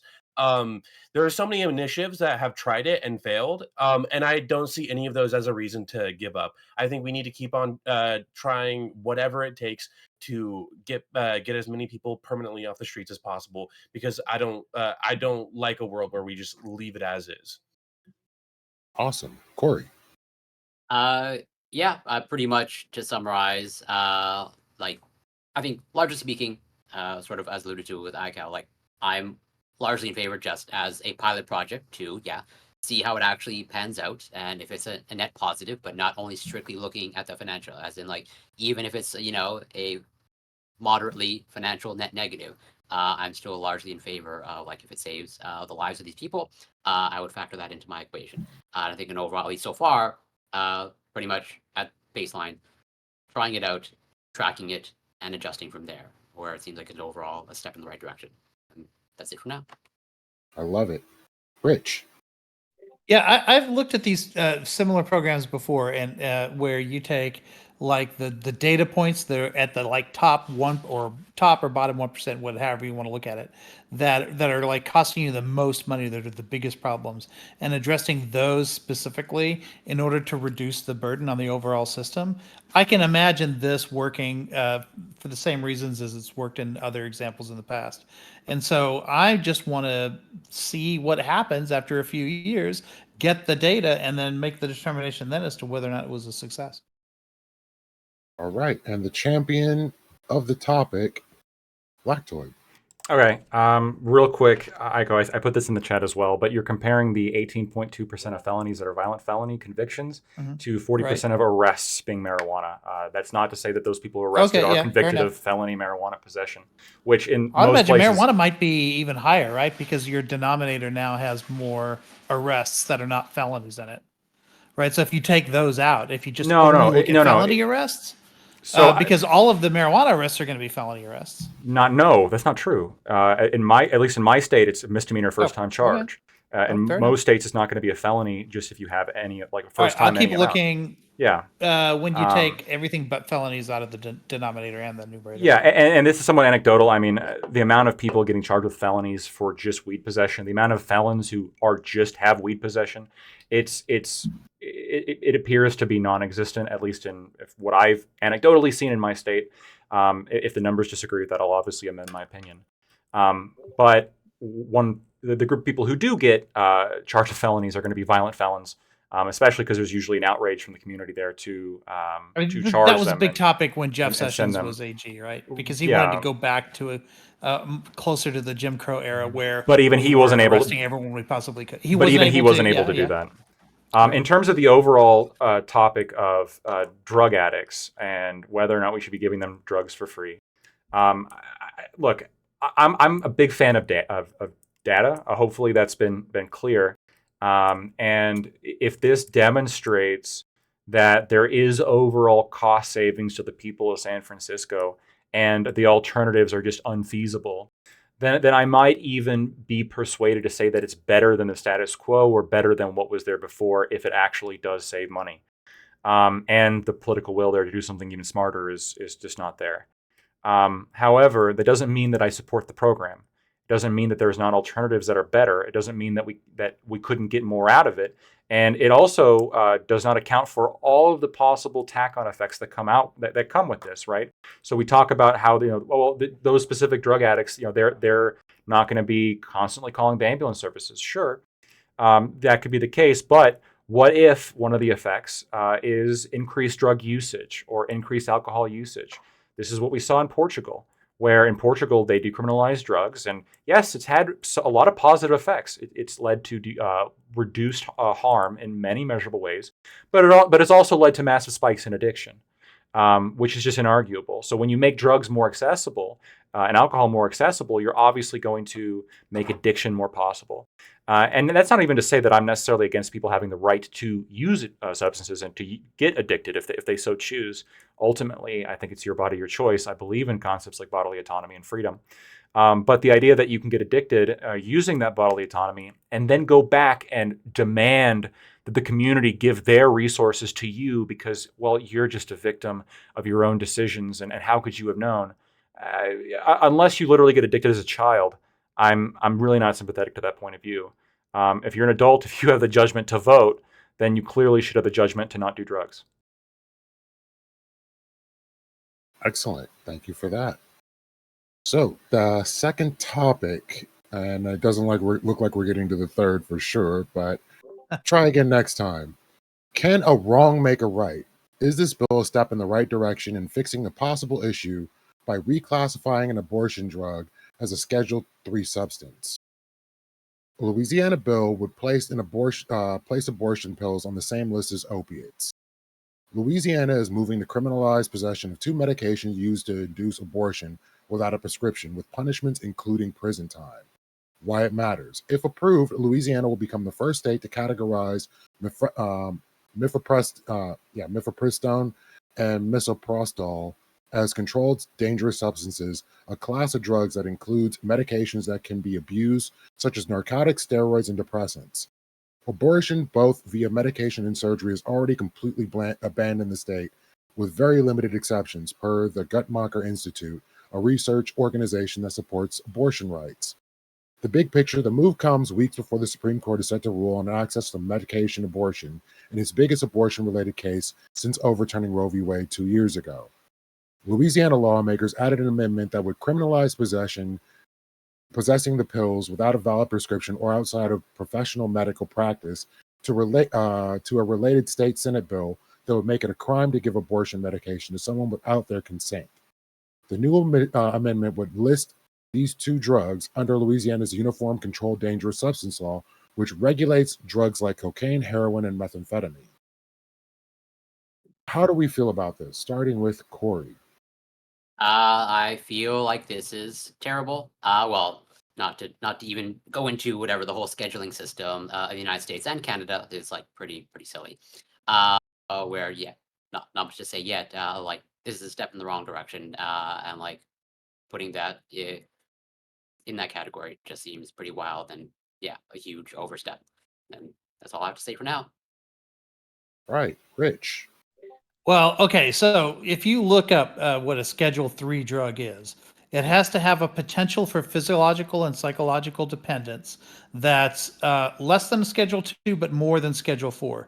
And if you look at Schedule IV, that includes Xanax, Valium, Tramadol, drugs like that, okay? So you would have to show that these abortion drugs that create physical and psychological dependence that's greater than that. So in other words, you would have to have like pill popping moms that are taking an abortion drug every day because they're dependent on it. My apologies. Show me. They're scheduling this as Schedule 4. My apologies. Oh, Schedule 4. Okay. Okay. I said okay. Good. Even 'Cause better. Schedule 3 would have been. Okay, but so let's see. These are drugs that have a low potential for abuse and low risk of dependence. So that means there has to still be some risk of dependence, there are people who are dependent on Valium and on Xanax. I don't see that phenomenon with abortion drugs. But if there's a study out there that shows that there's anybody at all that are using these drugs on that habitual basis just for the dependence on the drug and not for any other purpose, that would still be their burden to prove. It's not as ridiculous as Schedule 3, but still ridiculous. All right. Lactoid. So I think that in a state in which abortion is illegal, I think this is the rational next step, right? Because this is Louisiana, obviously, trying to plug potential loopholes in which people can access abortion drugs. I highly doubt this is that the people who are pushing this really believe that women somewhere might get hooked on these drugs or something along those lines. However, how these drugs are scheduled is more of a political question than it is necessarily a legal question to an extent, right? I mean, obviously, they were able to put weed into Schedule 1, despite the fact that the empirical risks of dependence are not anywhere next to any of the drugs in Schedule 1 or 2 or 3, arguably. I mean, diazepam is a Schedule 4 drug, but that's a barbiturate that if you can literally die from. It's one of those class of drugs that you can die from if you stop using it. So quite literally, that's Schedule 4, and then weed is Schedule 1. So there's not like necessarily a scientific requirement for how the legislature is classing these drugs. And I don't think Louisiana is going to be held to that standard here. Where they are going to run up, where I think they are going to get challenged, and I think this is why this case is so important, is because the Griswold case was about a state trying to ban birth control, and birth control was kept legal. Like the ban was, Connecticut was not able to ban birth control because that was deemed a privacy right, and that privacy right for that specific drug really has not been extended to other drugs. It has not been extended to marijuana. It hasn't been extended to barbiturates or anything like that. But it has been for birth control. It's kind of I think a bad case like Roe v. Wade was, and it's kind of standing out there by itself. I think this situation kind of muddies the waters between overturning Roe and the potential for overturning Griswold, because this is an abortion drug, but the law is trying to criminalize the possession of the drug, which the defense of that is going to be, well, it's a drug necessary for reproductive freedom, for reproductive rights, etc. And you're not even criminalizing the procedure like you are with abortion, you're criminalizing the drug. And they're going to fight to say that essentially if you get rid of this, or if you implement this, it's going to get rid of Griswold. And that's going to be, I think, where this is going to go. And if it gets to the Supreme Court, that's going to be what the argument's going to be. Got you. Hammer. So I think my thoughts on it are, yeah, it doesn't really make sense from it doesn't seem to fit into the category of like scheduled drugs, because it's a completely different basis that they're judging them on, addictiveness and dependency. So it's an inelegant way to do this, but I can't really find myself getting really up in arms about this because it's a state that criminalized abortion in the first place. So them doing what they can to criminalize a pill that that is for abortion, it just makes sense. And they're probably not going to like overturn it because unless they get it to the Supreme Court. Um, so I mean, it's a state that's illegally criminalizing abortion again, right? What do you expect? Is my opinion. All right, Queen. Oh yeah, this is definitely not a step in the right direction. It's fucking stupid. This bill is fucking crazy, and as the only woman here on this panel, So I believe this Yeah. decision came across because a man slipped these drugs into his girlfriend's food or drink Yeah, to so force her to there's have an abortion. so actually this bill doesn't do anything of the sort to like criminalize anybody who has slipped anything into this uh anybody's thing. I read the bill from to back, and I also read a similar bill. There's nothing of the sort that like there already is like a bill on file that like already kind of does this, but this bill does nothing of the sort to like actually criminalize anybody who has illegally slipped something into their drug, right? Like a drug into like their drink. All this pretty much does is just like do more of the same, make sure that you have to have a medical prescription in order for you to have this done. I can see maybe where like a man could possibly do it, but like again, like that's I don't really see those chances are like happening because like the state already makes sure that you must have a prescription in order for misoprostol to be filled already. So I just the same bill, it's just being doubled. All right, open up the conversation. I mean, I agree that based off what was outlined, like this is the next natural step of what the state can do. Uh, it's just like well, I mean, first of all, I'm assuming I don't actually know, but I'm assuming we seem to all be on the same page of just like the whole scheduling system is ridiculous to begin with.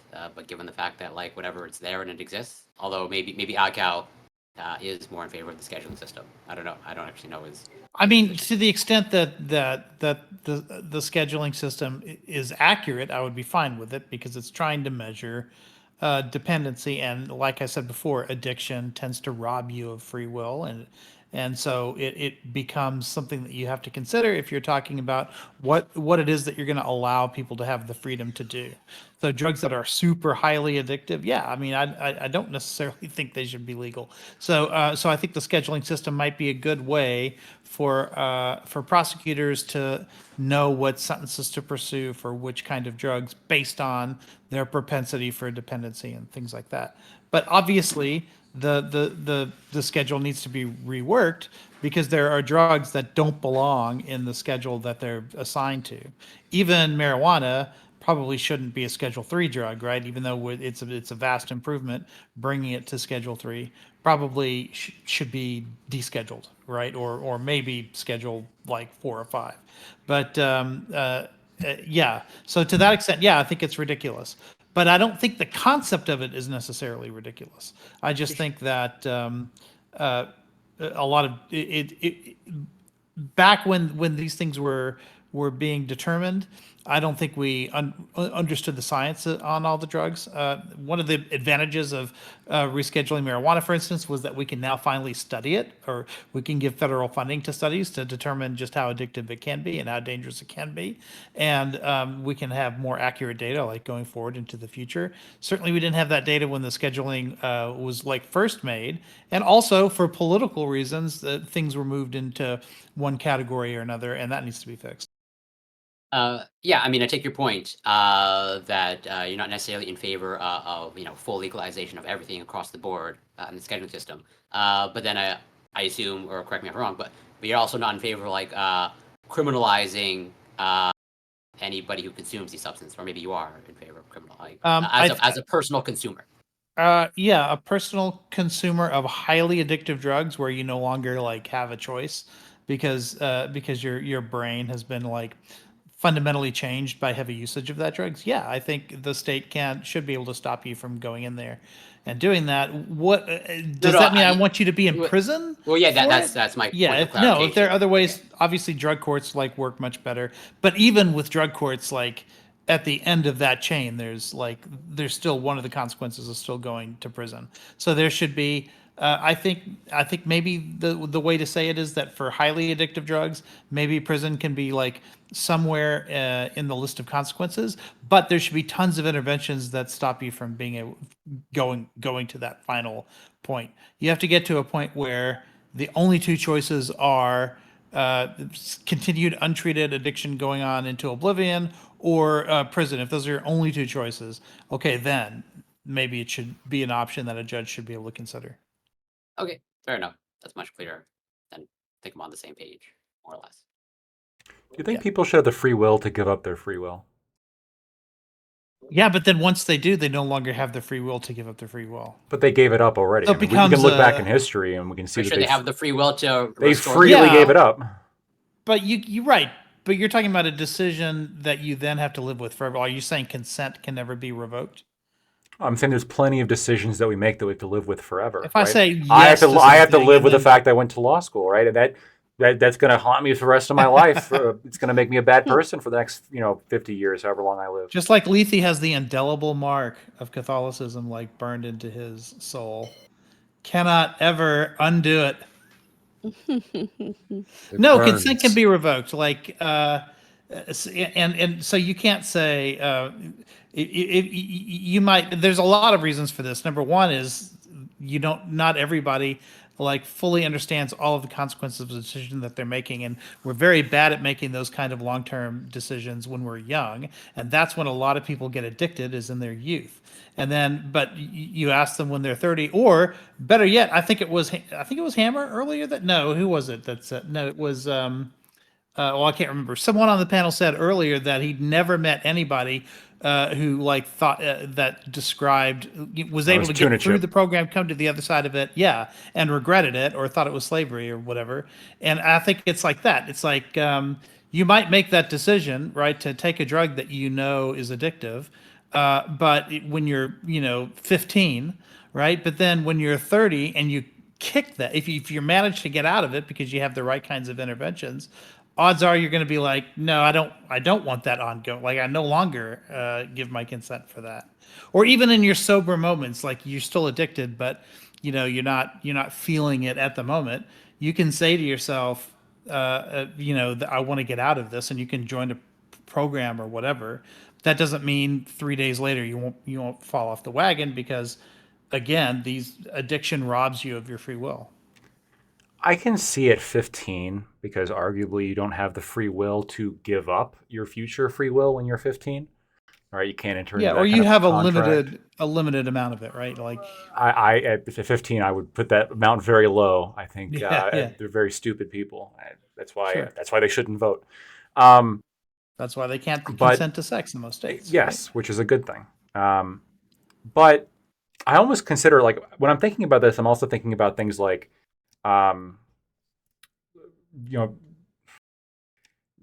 perhaps like sex change surgery, tattoos, piercings, body modification, really of any kind, circumcision, right? Where these kind of things where, like people are in the future perhaps going to regret them, right? And in fact, I think with tattoos, it's a relatively high percentage. But and the Bible says you I think, sure. And tattoos are somewhat reversible, and somewhat. at some point will well, be addiction's also reversible as well, right? It's just difficult in the same way that getting rid of a tattoo can be difficult and painful. I do think that part of freedom to do what you want with your own body is to risk the ability for you to not be able to do what you want with your own body at some point in the future, as long as you do so in a consensual manner. So like, if you choose to drive a car, even though, you might get in a horrible wreck and then you can't walk in the future. And yes, that might limit you, but that doesn't mean we prevent people from driving cars in the first place, or using drugs in the first place, or getting tattoos in the first place. There's all these things that people, I think, have a right to do. And I do think you can freely give up your future free will. I think that, consent can be revocable absent some kind of, it's difficult because this is involving yourself, not necessarily another person.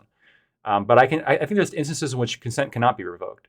But there are degrees of risk, right? When you get behind a car, the odds of you like dying in a car accident that day are relatively low, or a motorcycle even, are relatively low. Sky high. Much higher if you get on a motorcycle, right? But the odds of you being addicted if you take crack cocaine or whatever it is you're going to take, it's not as high as you think. the odds of getting addicted on any given, that's what the schedule system is supposed to be, right? Let's assume it was accurate. I know it's not accurate. If it were accurate, the ones that give you the highest risk are gonna be Schedule 1, right? This is an example of that, right? There are some drugs where the risk of addiction is extremely high the very first time you take it, like on the first dosage. And then, but I do understand like cocaine isn't 100% risk, right? That's what, and it also would require like more doses in order to like acquire that addiction than say meth or whatever. But there are some that are so super high that it's a much higher risk. But the odds of you getting in a fatal accident every time you get behind the wheel, like, are nowhere comparable to that. And I think that we have to look at all those. For each of these drugs, I think we have to look at each of those levels and say, okay, this is the level of risk I'm willing to accept or whatever, and this is the one I'm not. This is why I think the whole But schedule. then society at some point has to say, okay, this level is so high that we have to step in now. Sorry? And, Go ahead, go Corey. ahead. Corey, Yeah, I was gonna. I'm not sure if I understand like your logic because be right back. you're using examples of like tattoos and car accidents, but I don't know for sure, but I'm pretty sure like if you asked like people that have been in car accidents and whatever, obviously can't ask the ones that are dead, but the ones that have gotten into like serious car accidents, if they had the ability to go back in time and choose not to do it, I'm pretty sure greater than 90%, if not 100%, would say like, yeah. Yeah, I'm but for that's my getting into a point. car accident. I agree with you, but Well, yeah, they but would we want don't to stop. revoke But, their. yeah, but we don't stop new people from buying and driving cars or motorcycles in the same way that, like, with these scheduled drugs, right? Like, it's not the schedule does not apply just to addicts, right? People who actually regret it. It applies to everybody, right? With this proposed bill is saying if you're caught with this substance without a valid prescription, it's a criminal offense. And It applies to potentially future addicts. Exactly. It applies to potential future addicts in the same way that banning Mhm. cars could apply to potential future car injury victims, Accidents, right? yeah. Or potential people who regret their tattoos or regret their sex change surgery or whatever. Like, you But know. we do intervene with regulations to reduce auto accidents, right? I mean, that's the reason speed limits exist. Right. That's There's a fair. certain number of fatalities that we accept, and a certain number above that where we don't.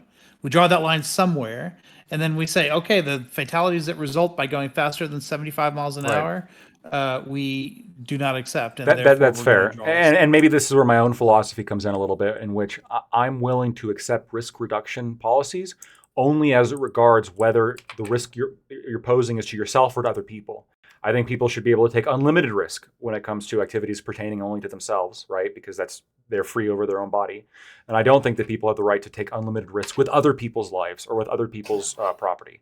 And so in this case, I mean, we're talking, first of all, the fact that weed has ever been a Schedule 1 is a crime in of itself. But even heroin, for example, which is, I would agree, one of the more dangerous drugs.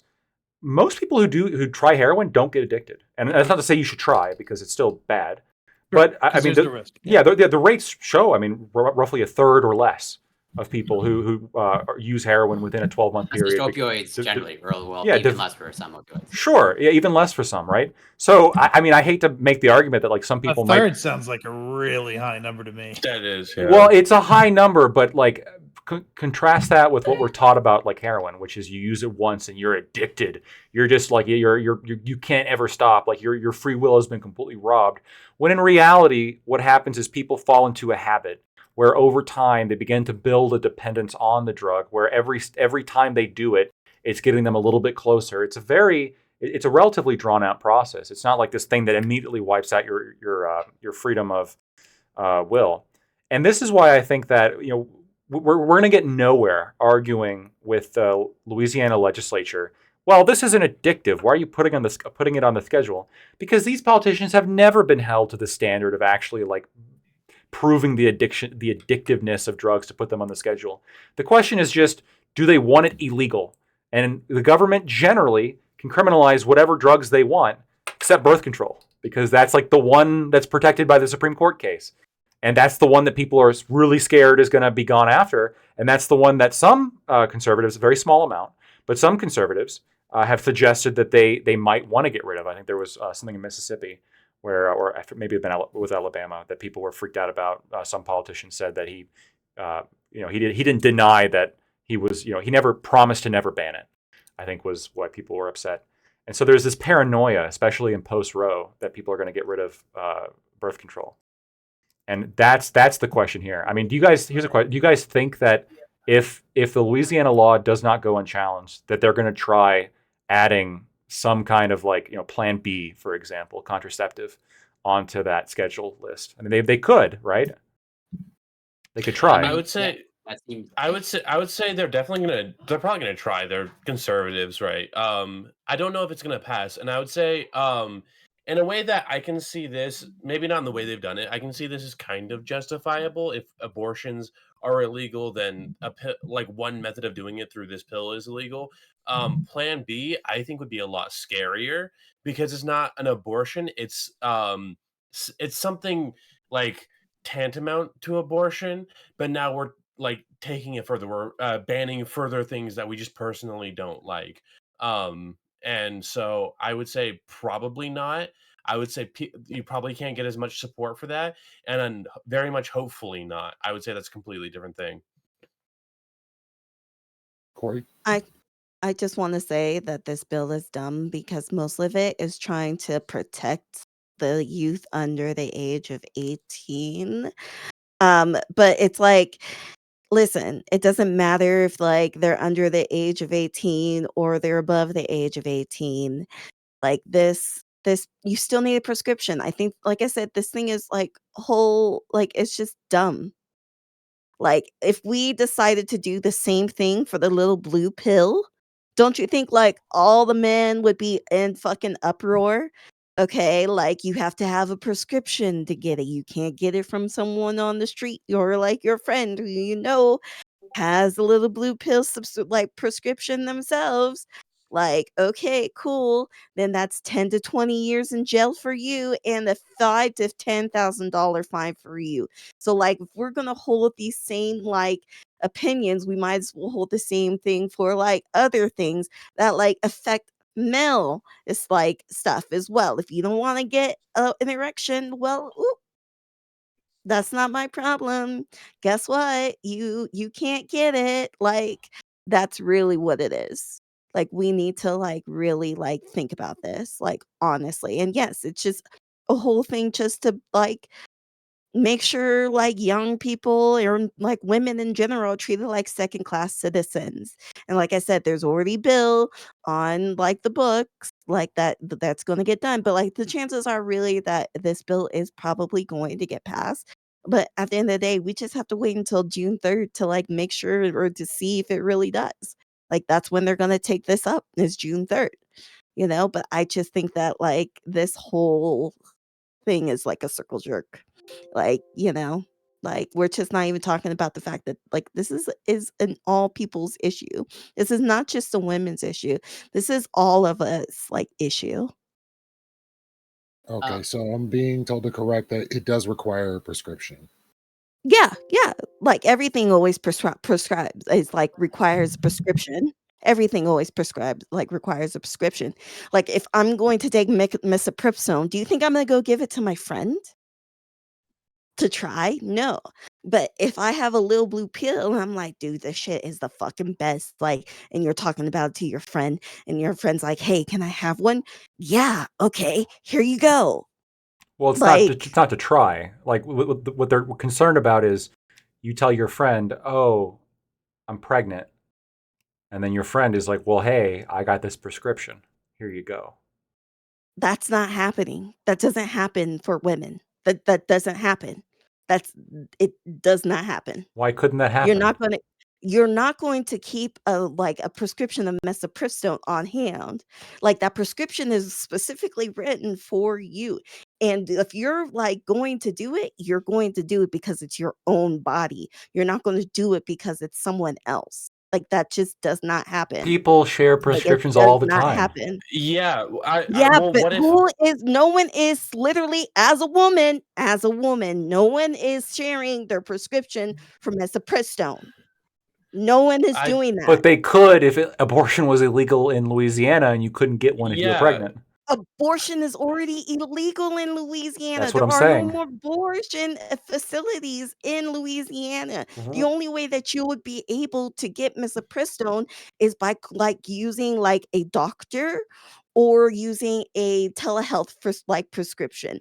But like Right. those are the only two ways. And guess what? Like no one is sharing their prescription for misoprostone, because if you got to do it, you're going to do it for yourself. You're not doing it for anybody else. You're not doing it for your friend. You're doing it for yourself. I don't think Like I said, So I don't think the this Louisiana legislature this shares your bill, optimism this on this. bill is supposed to be to protect the youth under the age of 18. This isn't supposed to be protecting anybody above the age of 18. This is trying to protect the youth, and that's it. wait, So it what was did for okay? Viagra. You need a prescription. I for guess Viagra. arguably this law is Did trying to they- protect the youth to some extent. I guess. Yeah, I think. Wait, But I guess what? want But to. I guess want what? to. Young kids under the age of 18 will still need misoprostone, and if they want to go ahead and do it and like pay for it, then like that's fine. But guess what? Like they're not going to use their friend who's already above the age of 18 to do it. Like that's not. It's just not it. Wait, okay, so I just want some clarification. So, first of all, I'm pretty sure the making this drug illegal isn't just for girls under the age of 18, and I don't. That's the My protection. impre- That's the like whole point of this bill. No. If you read no, it front to I back, don't. I this don't. is the whole point of this bill. Can you wait? Have Can you you? read Is it? there a link that I can look at? Because You my can go from my look at the bill. You can like go on their sure. website and actually look up this On bill. the other claim, I Okay. just posted a couple of other links. 20,000 abortion pills have been estimated to have been shipped across the U.S. in 6 months after Roe v. Wade was overturned. They call it Yes. the new Underground Railroad. So these prescriptions are being shared, and the way that it happens is someone goes and they get a prescription, and then they donate their prescription to that Underground Railroad, and then it gets sent wherever to red states where women are desperate and Yep. and they don't have access to doctors. So yeah. So my impression so I just listen. I'm not saying you're wrong. Does it say in the bill like the purpose? I guess I want clarification. So how is this meant to help girls under the age of 18? It's supposed to meant to restrict them from it. Like the only way they'd be like, if you want to say use the Underground Railroad or what have you, right? Is that they're trying to make sure that anybody who gets caught without the prescription gets 10 to 20 years in jail and then a $5,000 to $10,000 fine on top of that. So say like you are under the age of 18 and you like technically don't have a prescription for it, then like your friend or yourself could have these um uh like this jail or fines like put upon you. So another thing is I know that the like in states where it's illegal for abortion to have an abortion, there are also laws for doctors. So if a doctor were to carry out an abortion, that doctor would be legally liable. Is it legal for a doctor in Louisiana under this bill to give this prescription to a woman for the purposes of abortion? No. So there's no thing like in the thing, it says nothing about abortion, but it does protect any doctors who are like legally prescribing this medication to anybody. So, because I'm pretty sure what that means is that the medication, I looked this up. There are actually certain conditions, like medical conditions that you can be prescribed for it that it'll help relieve. So the purpose is that if you get the prescription for, I forgot what they're actually called, but if it's like I have this like uterine issue and it's gonna help relieve my pain, so I'll prescribe this to you. Versus if I want an abortion, then you don't get a prescription for that. I'm pretty sure that's the purpose of it. Are you talking about like, I mean, misoprostone is safe to use up to a certain amount of like weeks and things of that sort. So I'm trying to figure out what are you trying to get at exactly. What do you, So I'm what he's getting at is that this Go can be ahead. used for other health conditions, right? But it can also be used for No, abortion. Yes, this drug. like the like this is Talking specifically off-label Cushing use. syndrome. It it's can be not used for there. Cushing syndrome. There is Cushing no off use. syndrome. That's There right. Cushing syndrome. there is as far as Yeah. I know, there is no like any off brand thing like thing. But like any off-brand uses other than specifically for like having an abortion or in a safe setting, because you're able to, like I said, within a certain amount of weeks, you're able to use misoprostol. Now, if you're outside of those certain amount of weeks, then you have to go legally go to an abortion place to actually have a DNC or what have you, in order for that to do. But if you are a certain amount of weeks where you can safely pass the clot, then you can totally have misoprostol. But as far as I know, if there are no off-brand uses of misoprostol other than to complete this short abortion. So some cursory research will demonstrate that there are other usages of this drug. That's probably why Louisiana is putting it as a controlled substance, which is because it doesn't want people who need the drug for those syndromes like Cushing syndrome or other syndromes they want them to be able to get it, but they don't want it to be used for abortion specifically, right? Because they've outlawed abortion in that state. So they want to schedule it because they don't want people shipping it. It doesn't matter. Either way, you still need a prescription for it. Either way. Yeah, but now it'll be a crime. Now it'll be a crime to possess it without a prescription if Louisiana gets their way.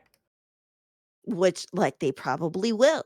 But again, I highly doubt this is going to go anywhere, right? I highly doubt anybody's going to find this crime. And like I said, there's already another bill that has already been signed that already has very similar language.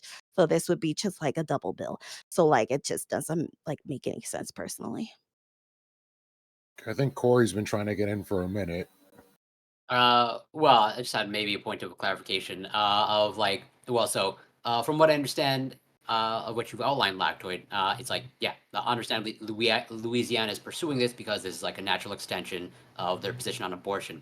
But you personally, as in do you have any issues at all in terms of do you take no issue with it because Louisiana is being consistent, or would your position change if abortion was legal in Louisiana and this is inconsistent, or this has no effect on you whatsoever? Yeah, the only the reason why they're doing this is because they want to stop the people bringing in this drug or people sharing their prescriptions with other people. That's what they want to do. They don't want people these essentially it's a denigrative term, but it's the best term here. These drug mules from driving into Louisiana with this abortion drug and giving it to women to get abortions, right? That's what they don't want.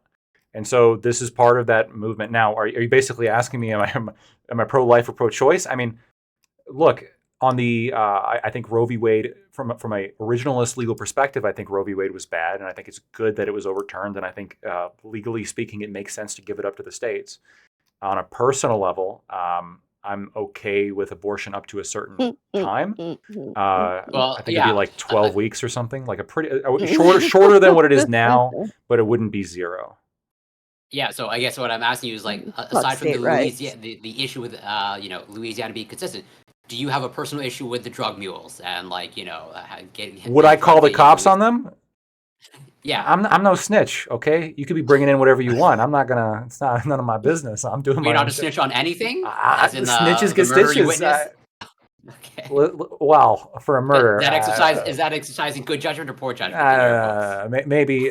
I mean, if you lived in Texas and you knew you saw and someone told you that you that someone helped them get an abortion or what have you, are you gonna call them in and take that money? Are you gonna still be on your? Depends how much money. I mean, if we're talking $1 million. I mean, I know it's not $1 million, but if it was, we're getting up to bounties now. 10,000 in Texas. $10,000. Yeah, we have bounties. If you can, it even applies to someone who just there's even talk about if you take an Uber to go get an abortion, the guy who drove the Uber could be somebody you could sue. And if you turn them in, you get $10,000. Lactoid's wheels are turning. He's going to move to Texas. So, he already has somebody in mind. No, I'm just thinking it's a lot of money. Assuming you go through a couple. Weight in a very short period of time. Yeah, I'm going to start going through trash, right? Oh, positive pregnancy test. I'm monitoring this person now for the next several weeks, see what's going on. Mm. Oh, this is For on 10 record. grand, how many people could I save with 10 grand, right? I could probably save more than one. You can save a How lot many of, lives? a lot of children. I could save a lot of children with overseas with 10 grand. Ethically, maybe you have an obligation to report potentially. But that's If you already $10,000 said, the state if no you longer already has just that it said could have that, used to like, save people. They are going to right, like waste you it. We already both know just that. said that, like, like it ain't your fucking business. It ain't your business. Why is it For my 10 business? grand, now it's my business. It wasn't my business, okay, but now we got 10 grand on the table. That's the whole point of the 10 grand. The bounties are there to make it everyone else's business. That's how that works. Yeah. What somebody else, yeah. Sure. Yep, we still haven't had anybody receive that 10 grand. Has nobody got the money yet? Nope. Well, right, because it has to result in a conviction of something. That's going to take forever. Yeah. Well, actually, no, not a conviction. It has to result in a civil lawsuit that is successful. So the idea is you can sue somebody if you suspected that they had an abortion, and if they lose that lawsuit, then you get the money. That's what it is. The bounty is your right to sue somebody. I guess it depends on how strong the case is for me to. And you don't even. I don't even think, because of the way this law is written, I don't even think you have to show standing. You just have to. Just be there. Yeah. Yeah. You just have to be aware that somebody had an abortion, and you can sue. Yeah, I mean, 10 grand's 10 grand, right? I mean, like, there's people who murder. I wouldn't do it, but there's people who murder for less than that. Like, is it really all that bad? Like, I mean, you're just like threatening this woman to be a slave to the state because they didn't have enough money to raise a child, or they had the love for a child that they wanted and it is not a viable pregnancy. So here's what I'd do. If I think it should be illegal, that is, if it's already like 12 weeks or more has gone by, maybe like 8 to 12 weeks. If that time's already passed, then I would report them, because now I think it's wrong, and then I get the money. If it's before that time, I would have to overcome some kind of moral hurdle to do it, and I don't think I would, unless, like, I don't know. I could think of like, what if they're going to die of some terminal illness soon anyway? It's 10 grand, and they're going to die before they get convicted. I'm just trying to like brainstorm here. I like money. We all like money here, right? I'm assuming. I like money, but I'm not gonna like money on this money shit. corrupts the soul. Like this is Jesus not was something poor. I would use money for. No.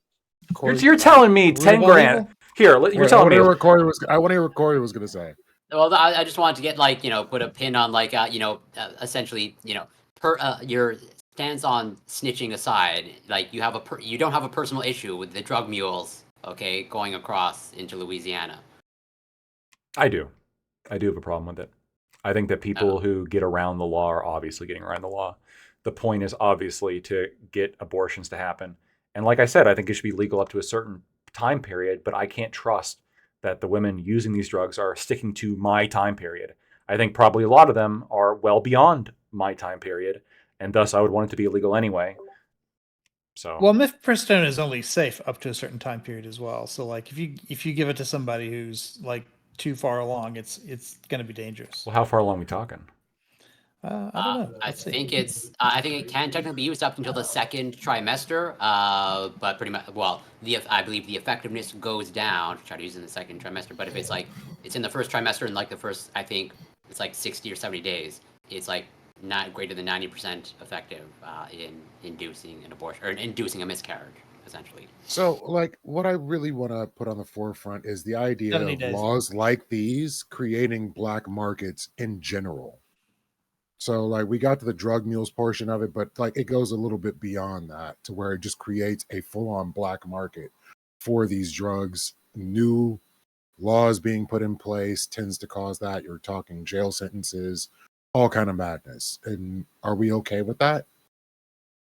Well, I mean, I'm okay with that given the current state of things. So, like, ideally, I would like it to be a legal market and not a black market. But in the absence of that, just as, for example, before weed or cannabis was legalized in Canada, okay, there was a black market for cannabis, but thankfully we came to our senses and like fully legalized it. And so I would apply the same principle of like, yeah, in the with the present, in my opinion, bad policy, then a black market for this is not inherently, unless like, I don't know, this like being smuggled in, there's a massive loss of life to get these drugs into the United States and traffic them around. Unless I see that happening, I don't see a problem with this black market. Rich? Mifepristone was initially said to be safe for the first 49 days of gestation, and then the FDA extended that to 70 days. So we're talking about 10 weeks. So I think that's within your. It's pretty damn close. So anything beyond that, the FDA considers to not have the same safety record. Now, my guess is that the longer you go, the greater the risk is. I don't know. So maybe 71 days isn't so bad. But there is a point at which it's not safe. And this is one of the problems of overturning Roe to begin with, because now there is going to be an underground railroad. It's not going to be doctors making the decision as to whether or not you get access to this drug, which means that, yeah, there is going to be some concern, I think, as to unintended consequences of mifepristone just being sort of handed out willy-nilly through these volunteer organizations. Obviously, the solution to that is to restore Roe. Mm-hmm. Yep. You don't Everybody want in all favor these of that? problems. That solves the issue right there. That Right. solves the I issue. mean, I have like, how do I say this? When it comes to crimes, obviously they're wrong, but when it comes to certain crimes, like if your policy is inevitably going to lead to criminal behavior, it's not a like I don't put the moral onus as much, or I don't put as much focus on the criminals. I put more onus on the laws. So, and that's the problem with all drug laws, where if you say, "Oh, this drug is illegal, you're going to prison if you use it," then what we see overwhelmingly is people just buy it illegally.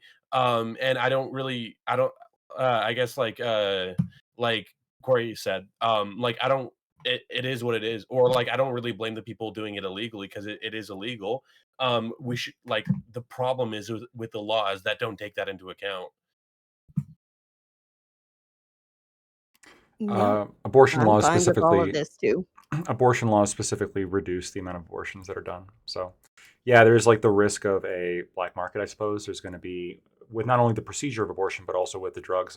There could be people trying to manufacture this in their basements potentially. I don't know. Thank you, Rich. I think they're probably still going to try to smuggle it across the border instead. But I mean, if you're pro-life and you think this kills children, then banning it's going to save more lives than keeping it legal.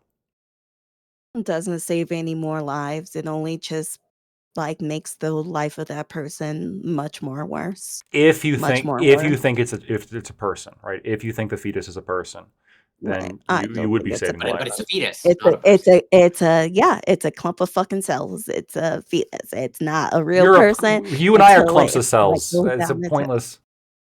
We're all no, clumps it's of cells. legally like No. She said just a clump of specifically cells.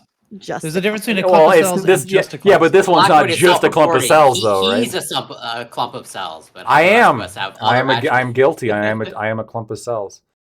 No, A You're you're a lot. clump of that. cells, and you're a clump of cells plus. Yeah, a lot of the That's what it studies are not even studies really. Some people will say, well, abortion laws don't reduce abortion at all. Look at the countries in which they have abortion laws. They have the same abortion rates on average as countries without those abortion laws. And the problem with that is you're not controlling for a very important confounding variable, which is access to birth control. The countries that have access to abortion usually have more lax rules on birth control. But when you control for that, the abortion rates do drop significantly when you criminalize abortion. So if you were truly pro-life, the ideal scenario would be incredibly accessible birth control and highly criminal abortion. And then that would be like the best of both worlds in terms of really mitigating abortion. And that was their Yeah, talking but point until they got what they wanted, and now they're going after birth control too. Well, wait, Right. couldn't And is it's like, it, Nobody's like really going after no- birth control right now. I mean, come on. No, they are. Listen, I came. Who is they? My team, Christians. well, wait, There's like arguably- four of you guys. You're all like, like get rid of it. No, nobody's serious in politics right now is saying Listen, every ban the pill. sperm is sacred. All right. Oh. No, it's true. Here's the way that they're doing it. They're looking at forms of birth control that you take that they can call abortifacients. And they'll say, oh, well, that's just abortion under a different name. And so they want to make it so that you can't get the kind of birth control. They'll even say that basically everything but a condom is an abortifacient. Oh, but the pill's not interrupt that. the process of pregnancy in some way. Yeah, they'll say the pill. They'll say the pill is But an that abortifacient. prevents conception. That prevents like the actual fertilization of the egg. Not necessarily fertilization, but it prevents implantation. That's not true. I need to. I correct you on that. Corey, correct. Well, hold on. No. You right. So, Corey, explain to them how you educated me on this and how it actually does prevent fertilization. Isn't that right, Corey? Yeah. So it just makes the uterus. Okay, but that doesn't address my able point to, because like, I'm talking about what their essentially, talking put points are, that not on what there. reality is. Well, sure. Yeah, I agree. Conservatives tend to be delusional. They will say that it's an abortifacient and therefore should be banned. Well, Yeah. so if we're talking about They just need to talk to emergency Corey. well, I'm more than happy Right. to engage with them. Right. And Or an IUD. you know, IUD prevents implantation, right? No, it prevents fertilization. yeah, and Does it? well. So if we're talking about like a copper IUD that like blocks, like a physical block, versus an IUD that's hormonal, those are two like separate things. Yeah. We have to be really, really hyper specific. Where if we're talking about like emergency contraception, like category Plan B, that actually does prevent fertilization. It's not the typical talking point of it prevents implantation. No, it actually prevents fertilization. So strictly speaking, at least in my opinion, like that is a form of contraception where there's no ever fertilized egg. But to the point of conservatives being delusional, I think there's a pretty strong push to criminalize, or pretty much they want to not have access to restrict Plan B access. So, to my understanding, one of the stronger Catholic talking points in many places where Catholicism is strong, any contraception whatsoever Conservative Catholicism, is Not removing the possibility of a life that was supposed to be in God's plan. And here's a paper from Liberty University that I just posted in the group DM. Liberty just showing University. I don't know if this is like really I'm representative of Liberty. the modern Republican Party, Liberty University. Well, I don't. I would argue that conservative organizations around the country and around the world will often use these kinds of talking points. And I'm not posting this because I think it's a legitimate paper, Corey. I'm posting it because it gives you an idea of what conservatives the thought process or the believe. yeah.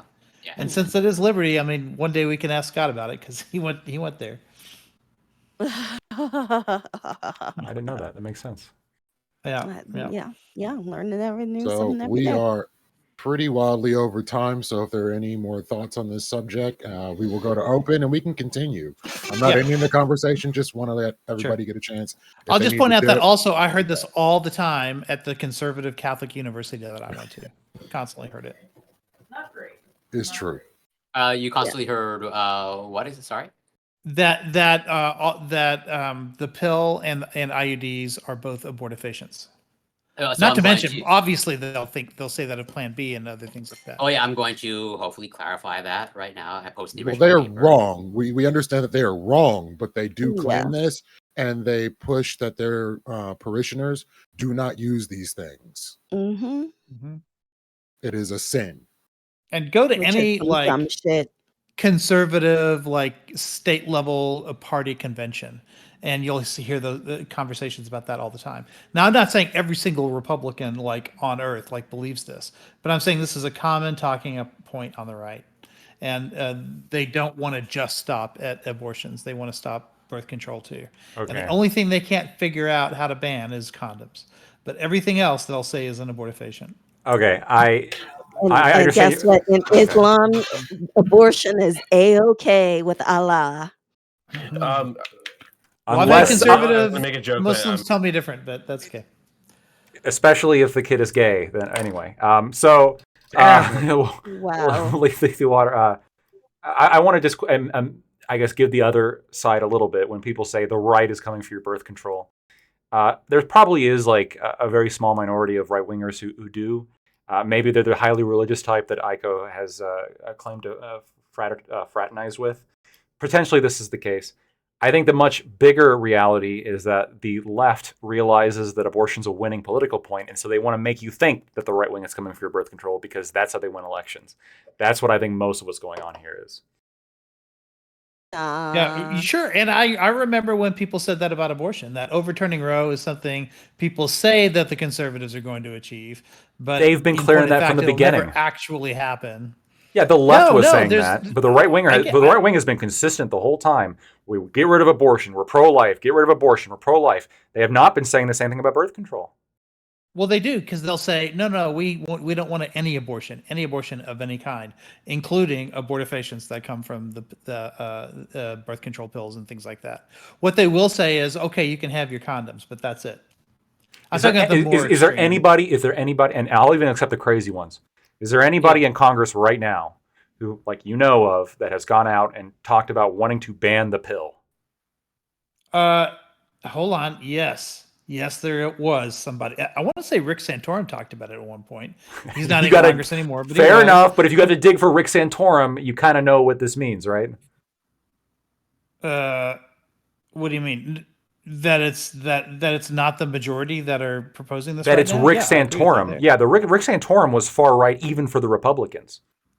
Wasn't he the one that almost called Obama the N-word, or was that somebody else? I'm not aware of that. I don't know. There I was met somebody. Rick Santorum because his daughter went to that same conservative Catholic college that I went to. So I saw him. He came on campus a few times. Had some conversation. But yeah, it was Rick Santorum. Okay, there you go. Yeah, I mean, sure, but he's also he's also mainstream in the sense that you'll see him on national television a lot, like doing commentaries and things like that. Like he gets consulted by the political class for a reason. It's because he represents a large segment of the Republican Party. You're right. The Rick Santorums are coming for your birth control. Might as well vote Biden. Yeah.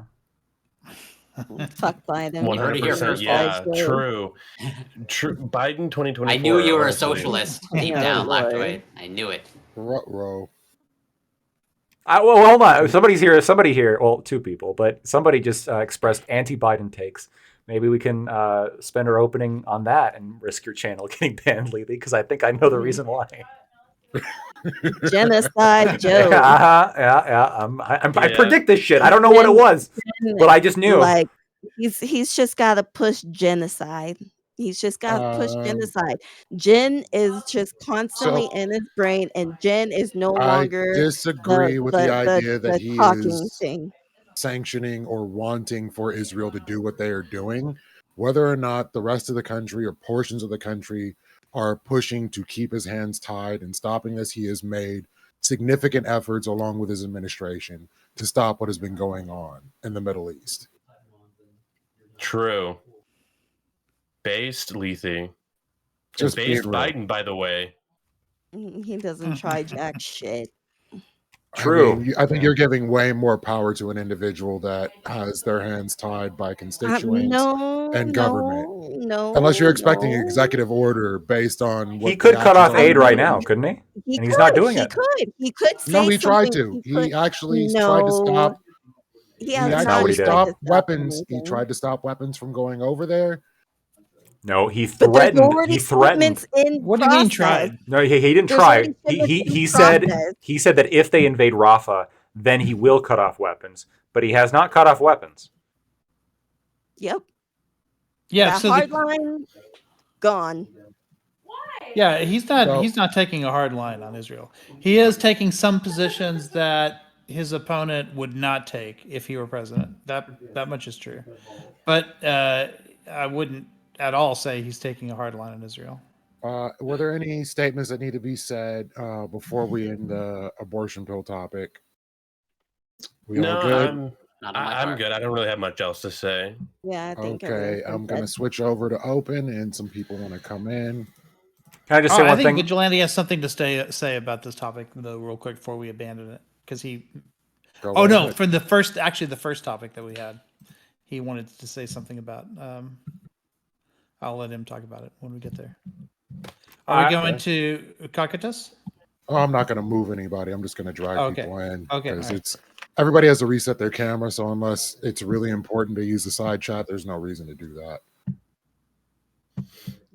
Hello, comrades. So Hey, what's up, comrade?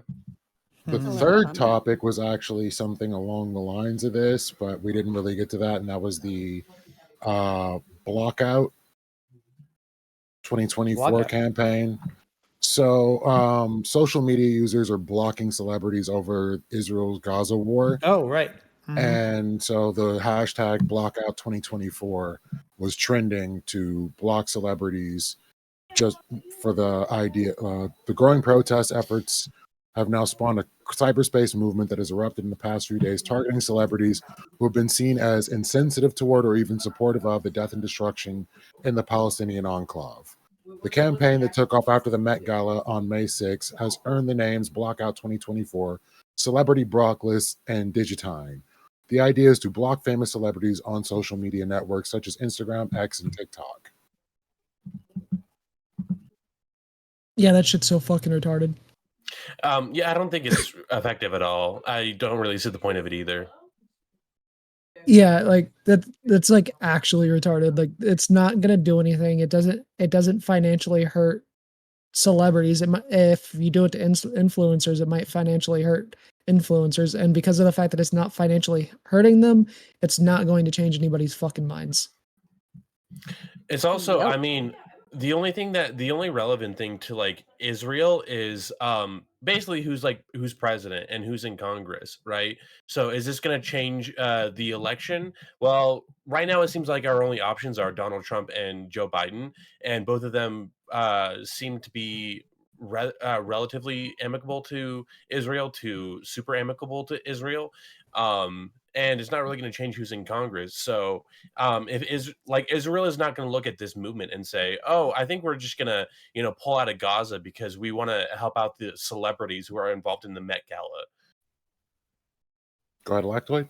Yeah, I got to bounce. So I really appreciate you having me on, Lethe. Really appreciate it, and all of you for putting up with me.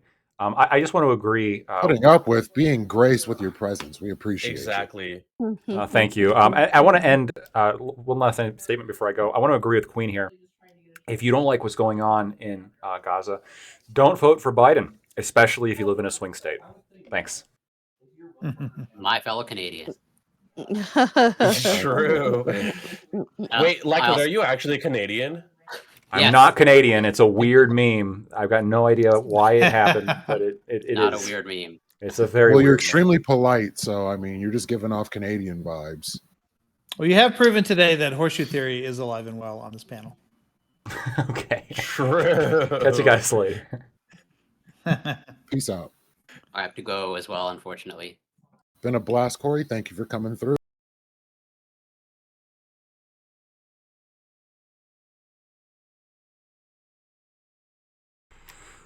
All right, everybody. I am not Canadian.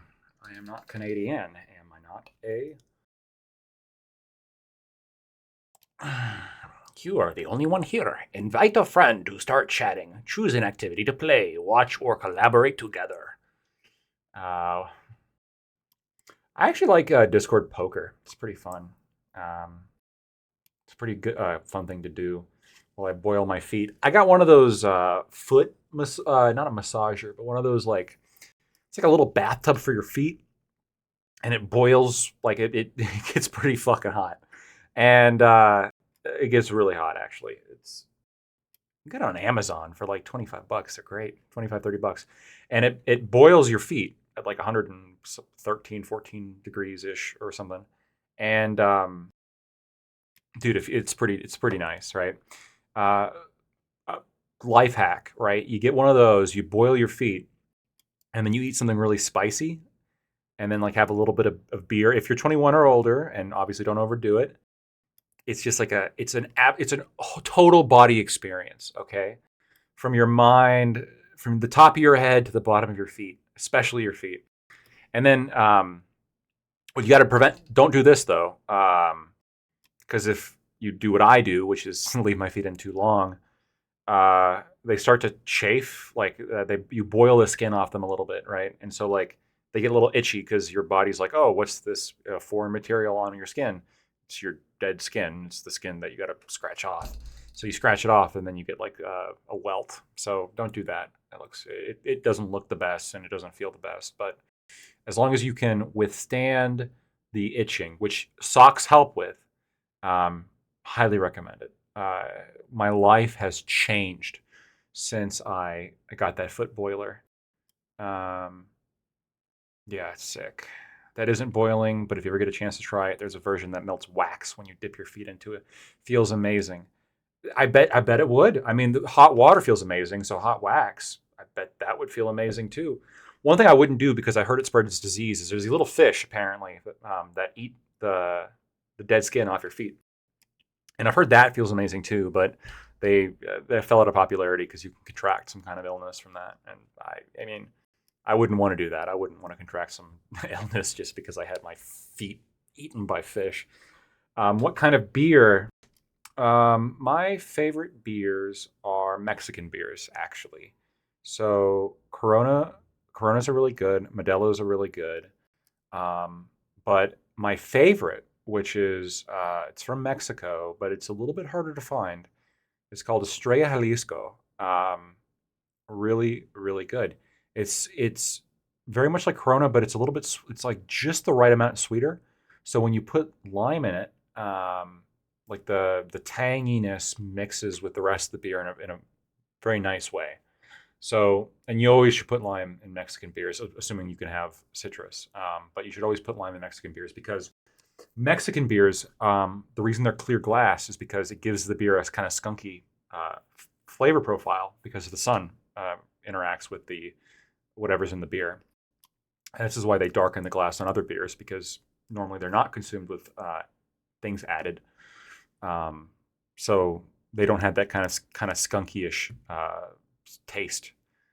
But Mexican beer does. And so when you add the lime to it, it kind of creates this melody, I think, that is particularly satisfying. And that's kind of the kick I've been on. I think I've only bought Mexican beers for a while. But besides, I bought a case of Tsingtao because I had a bunch of Chinese food and, Chinese beer, Chinese food. I like to theme my beers or like theme whatever drink I'm having with the food because ultimately, like, you should treat it like food, right? So if I'm having Italian food, it's going to be red wine. If I'm having Mexican food, it's obviously going to be a Mexican beer. If I'm having Chinese food, it's going to be Tsingtao or sake, which is what I also always have with sushi. Assuming I'm drinking, obviously. If I'm not drinking, I'm just going to have like a fizzy water or something. But yeah, no, it's the wonderful world. Cerveza Cristal, never tried it. I'll look out for it. I also like cigars as well. Are you even American? Everything foreign.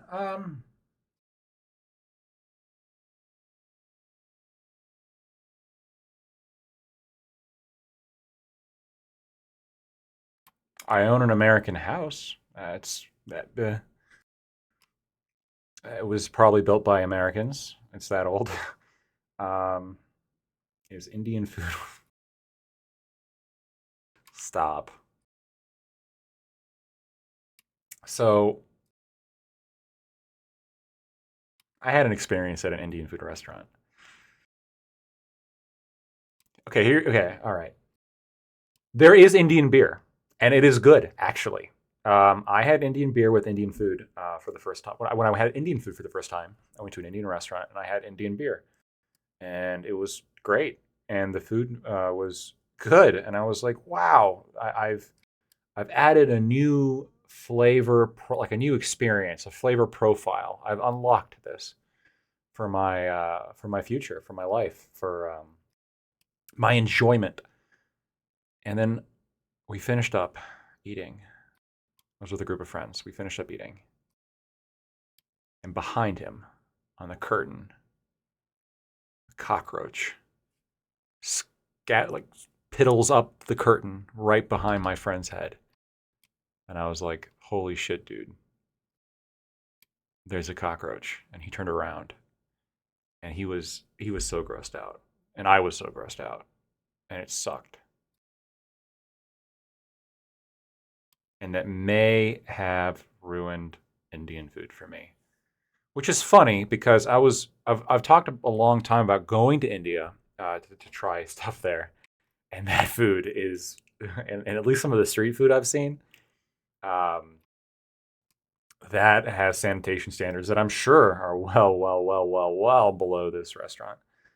I mean, they probably, I don't even want to, we've all seen the TikTok videos, man. They're shoving their feet. They're probably throwing cockroaches in there. I don't, who fucking knows, dude? It's, part of it still kind of looks good. I'm not going to lie. I don't know why. It looks exotic, but it also looks disgusting at the same time, and I don't think I would eat it. And if I did eat it, I'd probably be sick for like a few weeks and regret it and shitting out both ends. It would be awful. But Indian beer, pretty good. And I actually did not get sick from that experience. So, you know, saw the roach, scared the shit out of me, but didn't get sick. I was actually pretty fine. Make theft legal. People are going to steal anyway. Yeah. I think enforcement is a good thing to look at if we're looking at the potential negatives, though, right? Like, sure, making murder legal is stupid because murder is like, you know, making it legal has like immediate negative ramifications, and in of itself, it's bad. But like, let's talk about drugs, right? Like, I think the casualties of the war on drugs is sufficient to point at, like, maybe you should legalize drugs, actually, when we look at all the harm that's been caused by the drug war.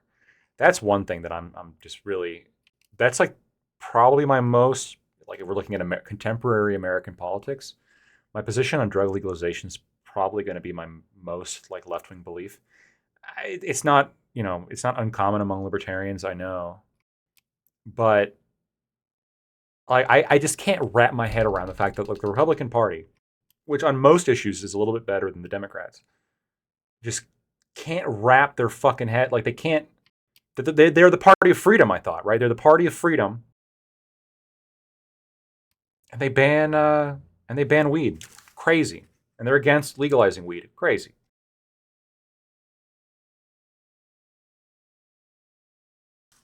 Again, I'm not an enjoyer of drugs, but I mean, this is about. It doesn't even involve another human being like abortion arguably does. This is just you, man. It's just doing what you want with your own body. What do you think on people with kids, though? I mean, look, if for any reason you become a shitty enough parent, then the state gets to like intervene and either take your kids away or you know, alter your behavior, whether it be alcohol or I don't think you should be able to smoke cigarettes in like an enclosed area with your child right there. And some people might argue against that. Oh, what about freedom? Okay. Sure, but this is a case in which you have a small child there who's like being directly harmed, as opposed to let's like imagine the responsible marijuana user or the responsible drug user. Well, where like, yeah, it negatively affects them, but not nearly to the same extent that, you know, blowing tobacco smoke in their face all day does. Does the drug war have many casualties that aren't users or sellers? It does. I think it does. So users and sellers, I think, are the most glaring examples because the users die potentially or get addicted and they suck. Sure, whatever. And then sellers, you know, they die or get arrested. But let's think about all the other people as well. I don't think organized crime would exist to the extent that it does without the illegal drug market. I don't think the cartels would exist without the illegal drug market, right? The cartels exist. The narco state of Mexico exists because of the drug war. And the narco state of Mexico, the cartels kill plenty of innocent people in Mexico. They kill plenty of innocent people in America, actually, as well. And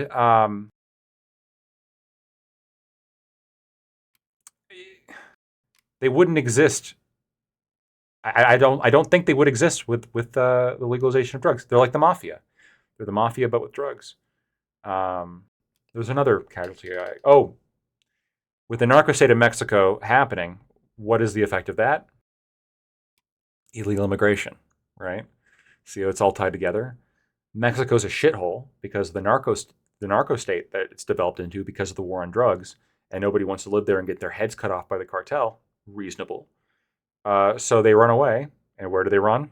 They run north. Is it responsible for all illegal immigration? Obviously not. But I'm pretty sure a large percentage of the people who are immigrating to the U.S. would not do so if Mexico was better off.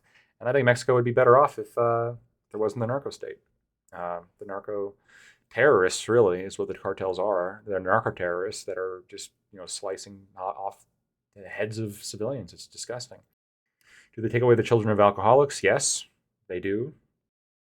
If someone's like a severe alcoholic and they're neglecting their child, they can have their kids taken away. I think that should be the same standard with drugs, right? If you're getting high every single day and you're forgetting to feed your kid or forgetting to change your kid's diaper, then sure, same standard. But if you're not doing that, then I don't think we should criminalize it. Is it possible that making some drugs legal would end up creating more demand for the ones we still ban? It's possible. I've heard this argument. This is the gateway argument. This is like it's not precisely the gateway argument, because the gateway argument is like if you get one person introduced to the drug, they're going to try to try out other ones, which I guess is essentially the argument, because this is saying that the demand for other ones will go up. Presumably because people who try marijuana will then get try to get into other drugs as well. I don't know how true this is. I actually think that a significant amount of the reason why there is marijuana does have this gateway effect is because it's illegal, right? I think that by keeping it illegal, what you're doing is making the requirement for people who get it to interact with the legal drug market, right? And drug dealers who are selling oftentimes more than just weed are, they're an accessible point for other drugs too. If you're only into alcohol and weed, and again, marijuana is the single most used illicit drug in the United States. If you're only into weed, there's a significant percentage of weed smokers who I don't think would bother going actually seeking out an illegal drug dealer in order to get the illegal drugs if they could just go to a legal pot store. And I also think, on top of that, without the profit from marijuana, I think the drug dealers are also not going to be able to, there's not going to be as many of them because it's no longer as lucrative of a market, right? Because every drug dealer makes some of their money off marijuana. And they're all making a little bit less money. And if you have less money, you're going to have less of them. Supply and demand, baby, right? You're going to have less drug dealers. And if there's less drug dealers in the street, I would actually think you probably have less drugs, hard drugs at least. That's my theory, just based on my understanding of how markets work. Regardless, I mean, I don't see. There are places that have legalized marijuana, and I don't see the harms that are really all that strong. And even Portugal, that decriminalized serious drugs like heroin, they still had, I think, overall positive effects. Yes, there's more addiction now, but there's dramatically less HIV spread. And there's dramatically less overdoses, and there's dramatically less a lot of other things just by decriminalizing it. So I think the effects are positive. I think the drug war is the one thing the Republicans are just bad on. How's your Spanish going? I'm having hella heartburn, guys. So sorry, I'm trying to. Oh shit, I gotta do this. Hold on a second.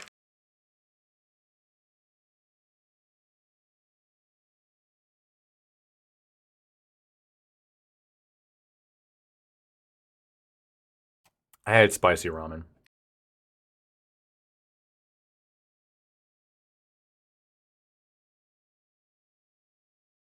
All right. How's your Spanish going? It's okay. No, it's not okay. I'm slacking, guys. See, here's the thing. And maybe this is like a latent ADHD thing, although I everybody claims they have it. I don't really know if I do or don't. Maybe I do. Who knows? Sometimes I think I do, but doesn't everybody kind of think they do? See, I'm getting lost in a tangent. Maybe I do have it now. Anyway, I get so excited for like I'm gonna learn Spanish, and I stuck with it a little bit, but I work a full-time job. I do this as well. On top of that, I have other hobbies as well. I do hunting. I'm trying to get into biking. I'm trying to get a motorcycle. And I'm trying to. Biking's not really a hobby. I mean, it's a form of transportation, so I don't really know how much time that's really going to eat up, to be honest with you. But look, I'm slacking, guys. I'm fucking slacking on Spanish. Okay, but I have no excuse. I have no excuses. Everybody's busy. I have no excuses. I have not done it, and I don't know Spanish very well now because of it. It's really bad. It's really embarrassing. Yeah, I should learn. I should do more to learn.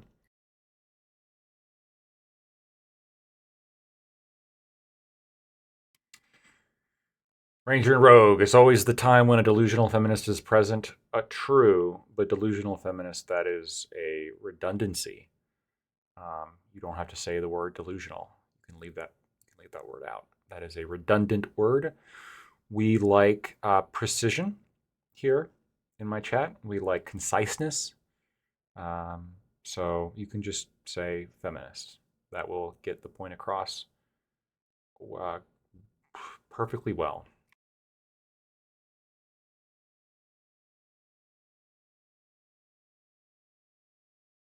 Women should not be on birth control pills, honestly. That's a oh, I'm not necessarily saying that quite yet. Blue Fira, quote, women should not be on birth control pills, honestly. It's an interesting take. I think I saw more, there's like some evidence that it shrinks your brain. There's some evidence that it shrinks your brain, which is like, Jesus fucking Christ, that's wild. But the alternative might be worse. Like, if you don't have to be on birth control, then you shouldn't. But if you're going to get pregnant and this is the way to not become pregnant, maybe that's the better option for you. If you're somebody who should not be having kids, which there's a lot of people that should not be having kids. There's few people who should be having a lot of kids, but then there's a lot of people who should not be having any kids. It's just the way nature works.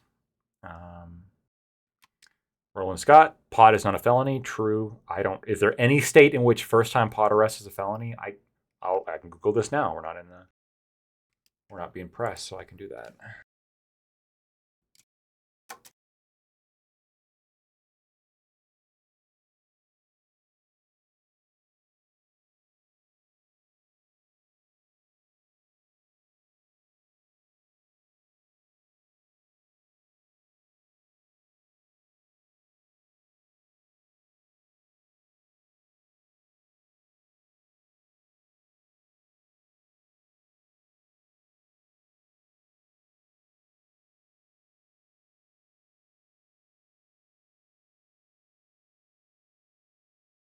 Oh my God. Not only, there's no, unless I'm missing something, there is no state that has there's no state that has it a felony. They all either have it a misdemeanor or less, if assuming it's illegal. A lot of these are just fines, civil fines.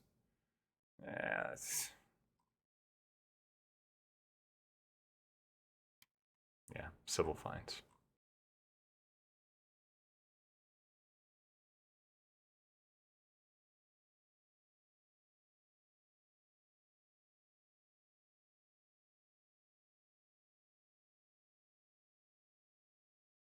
Hold on. Wait a minute.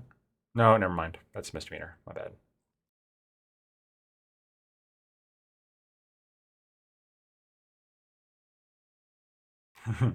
In Utah, less than 100 pounds is a misdemeanor.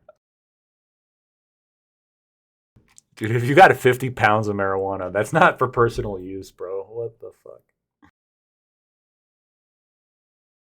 Yep. All right. Went through every state. There's no state that has first time marijuana possession. It's a felony. None. Zero. Not a one. So yeah. Look, if somebody if you find out that someone's a felon, odds are it's not just that they got caught with a little bit too much weed, okay? Odds are they did some shit. Sorry, it's just true. And if you've reformed, if you're a felon and you've reformed, good for you. Stay on the straight and narrow. But like, most y'all did more than just pot possession. We all know this.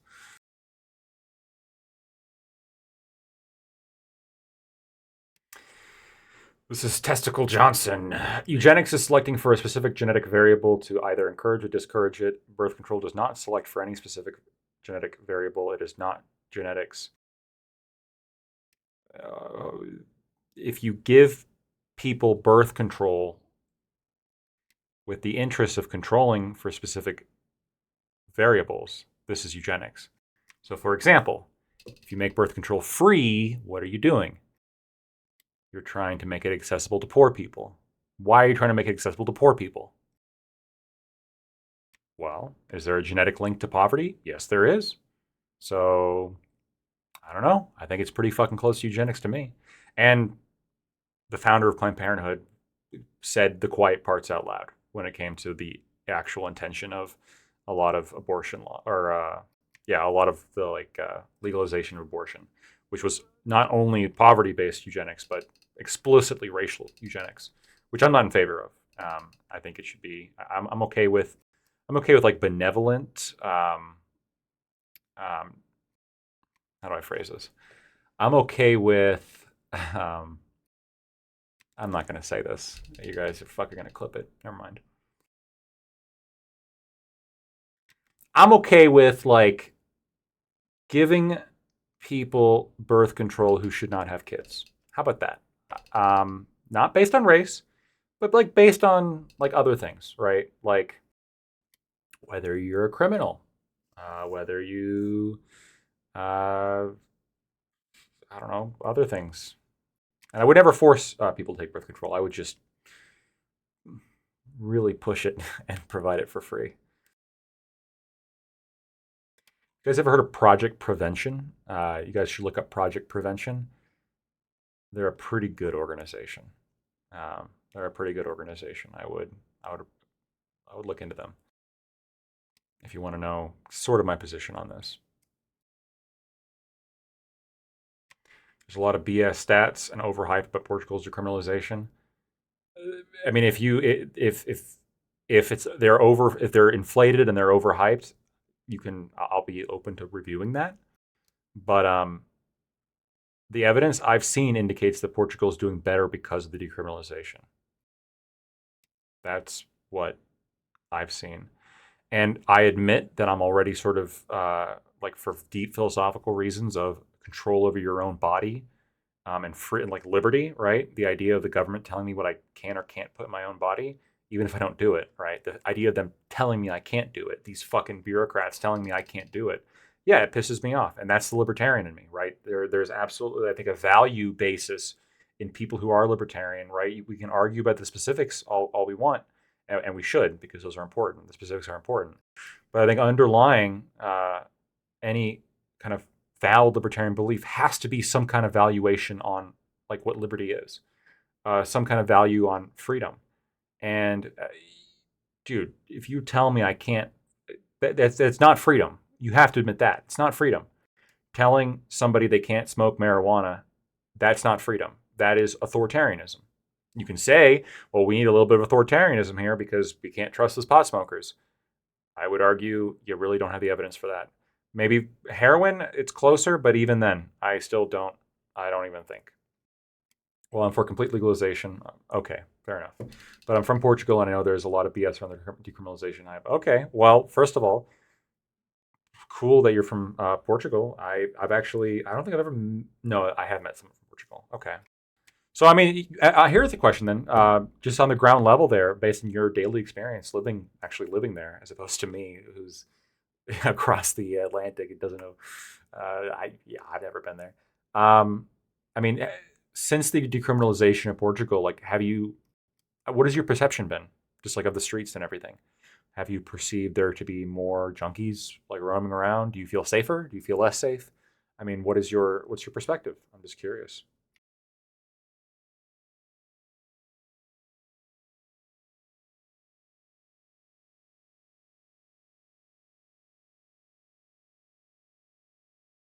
I'll let you go. I'll let you have some time to type. I'm gonna run to the bathroom. Be right back.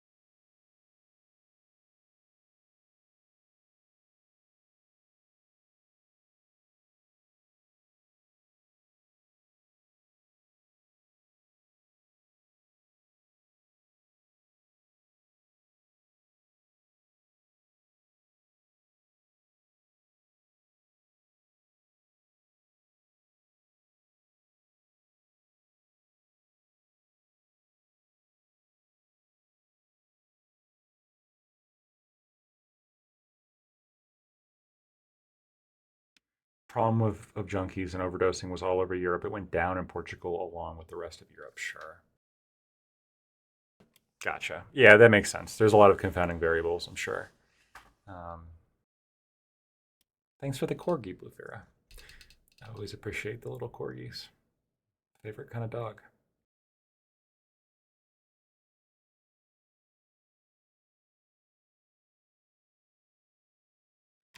All right, friends. Yeah, I know I was pretty aggressive that panel, but like I also felt that like there was a little bit of like open air sometimes. So I was trying to like kind of be talkative, frankly. Also, I don't know how his panels like. I guess I know sort of how his panels work, but I mean, Elder Drazi left almost immediately, right? And then Tiberius left. Did I scare them off? What do you think? Did I? Oh God! What do you guys? What happened?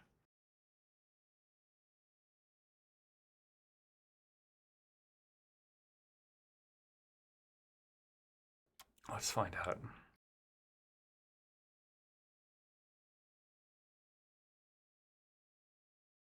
They didn't post anything in the group chat. You're too powerful. Maybe I just talked them to death, talked their ear off, or oh, wait a minute. I'm still having issues. Oh, he had connection issues. He had connection issues. Never mind. Yeah, he had connection issues like right when he dropped out. Okay, so he dropped out for connection issue reasons. But Elder Drazi, he just bounced. I don't know why he bounced. I know he's the weird thing too is I know Elder Drazi's been wanting to do a he's apparently a really nice guy. He's been wanting to do a panel with me, and we were on the same panel, and he just kind of bounced. I don't know. I don't know what the reason for that was.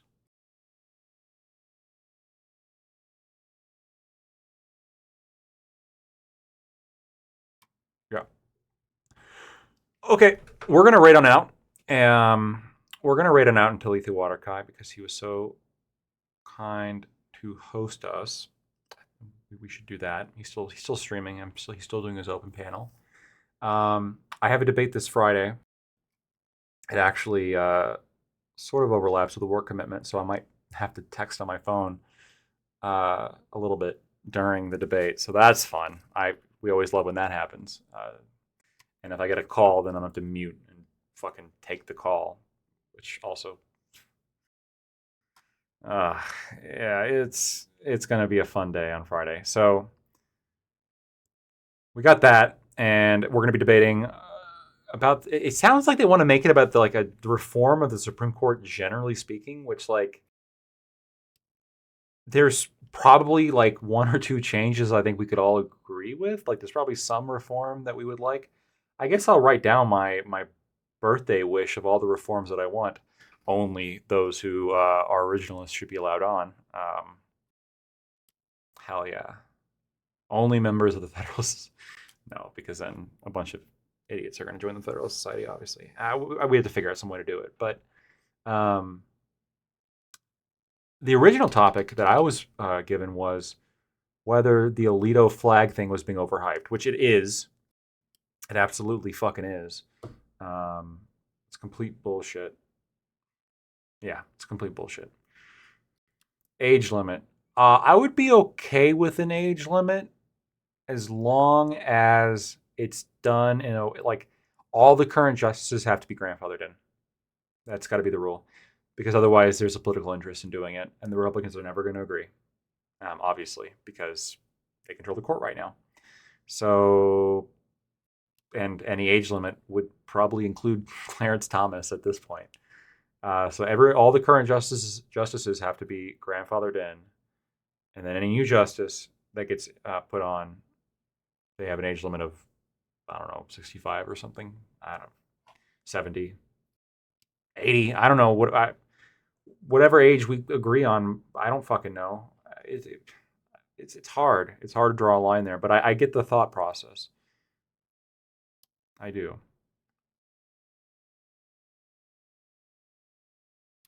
Yeah. Anyway, we're going to rate on out. Really appreciate you guys. Tune in on Friday, 6 p.m. Eastern for that. And yeah, just keep being awesome as always. Thanks.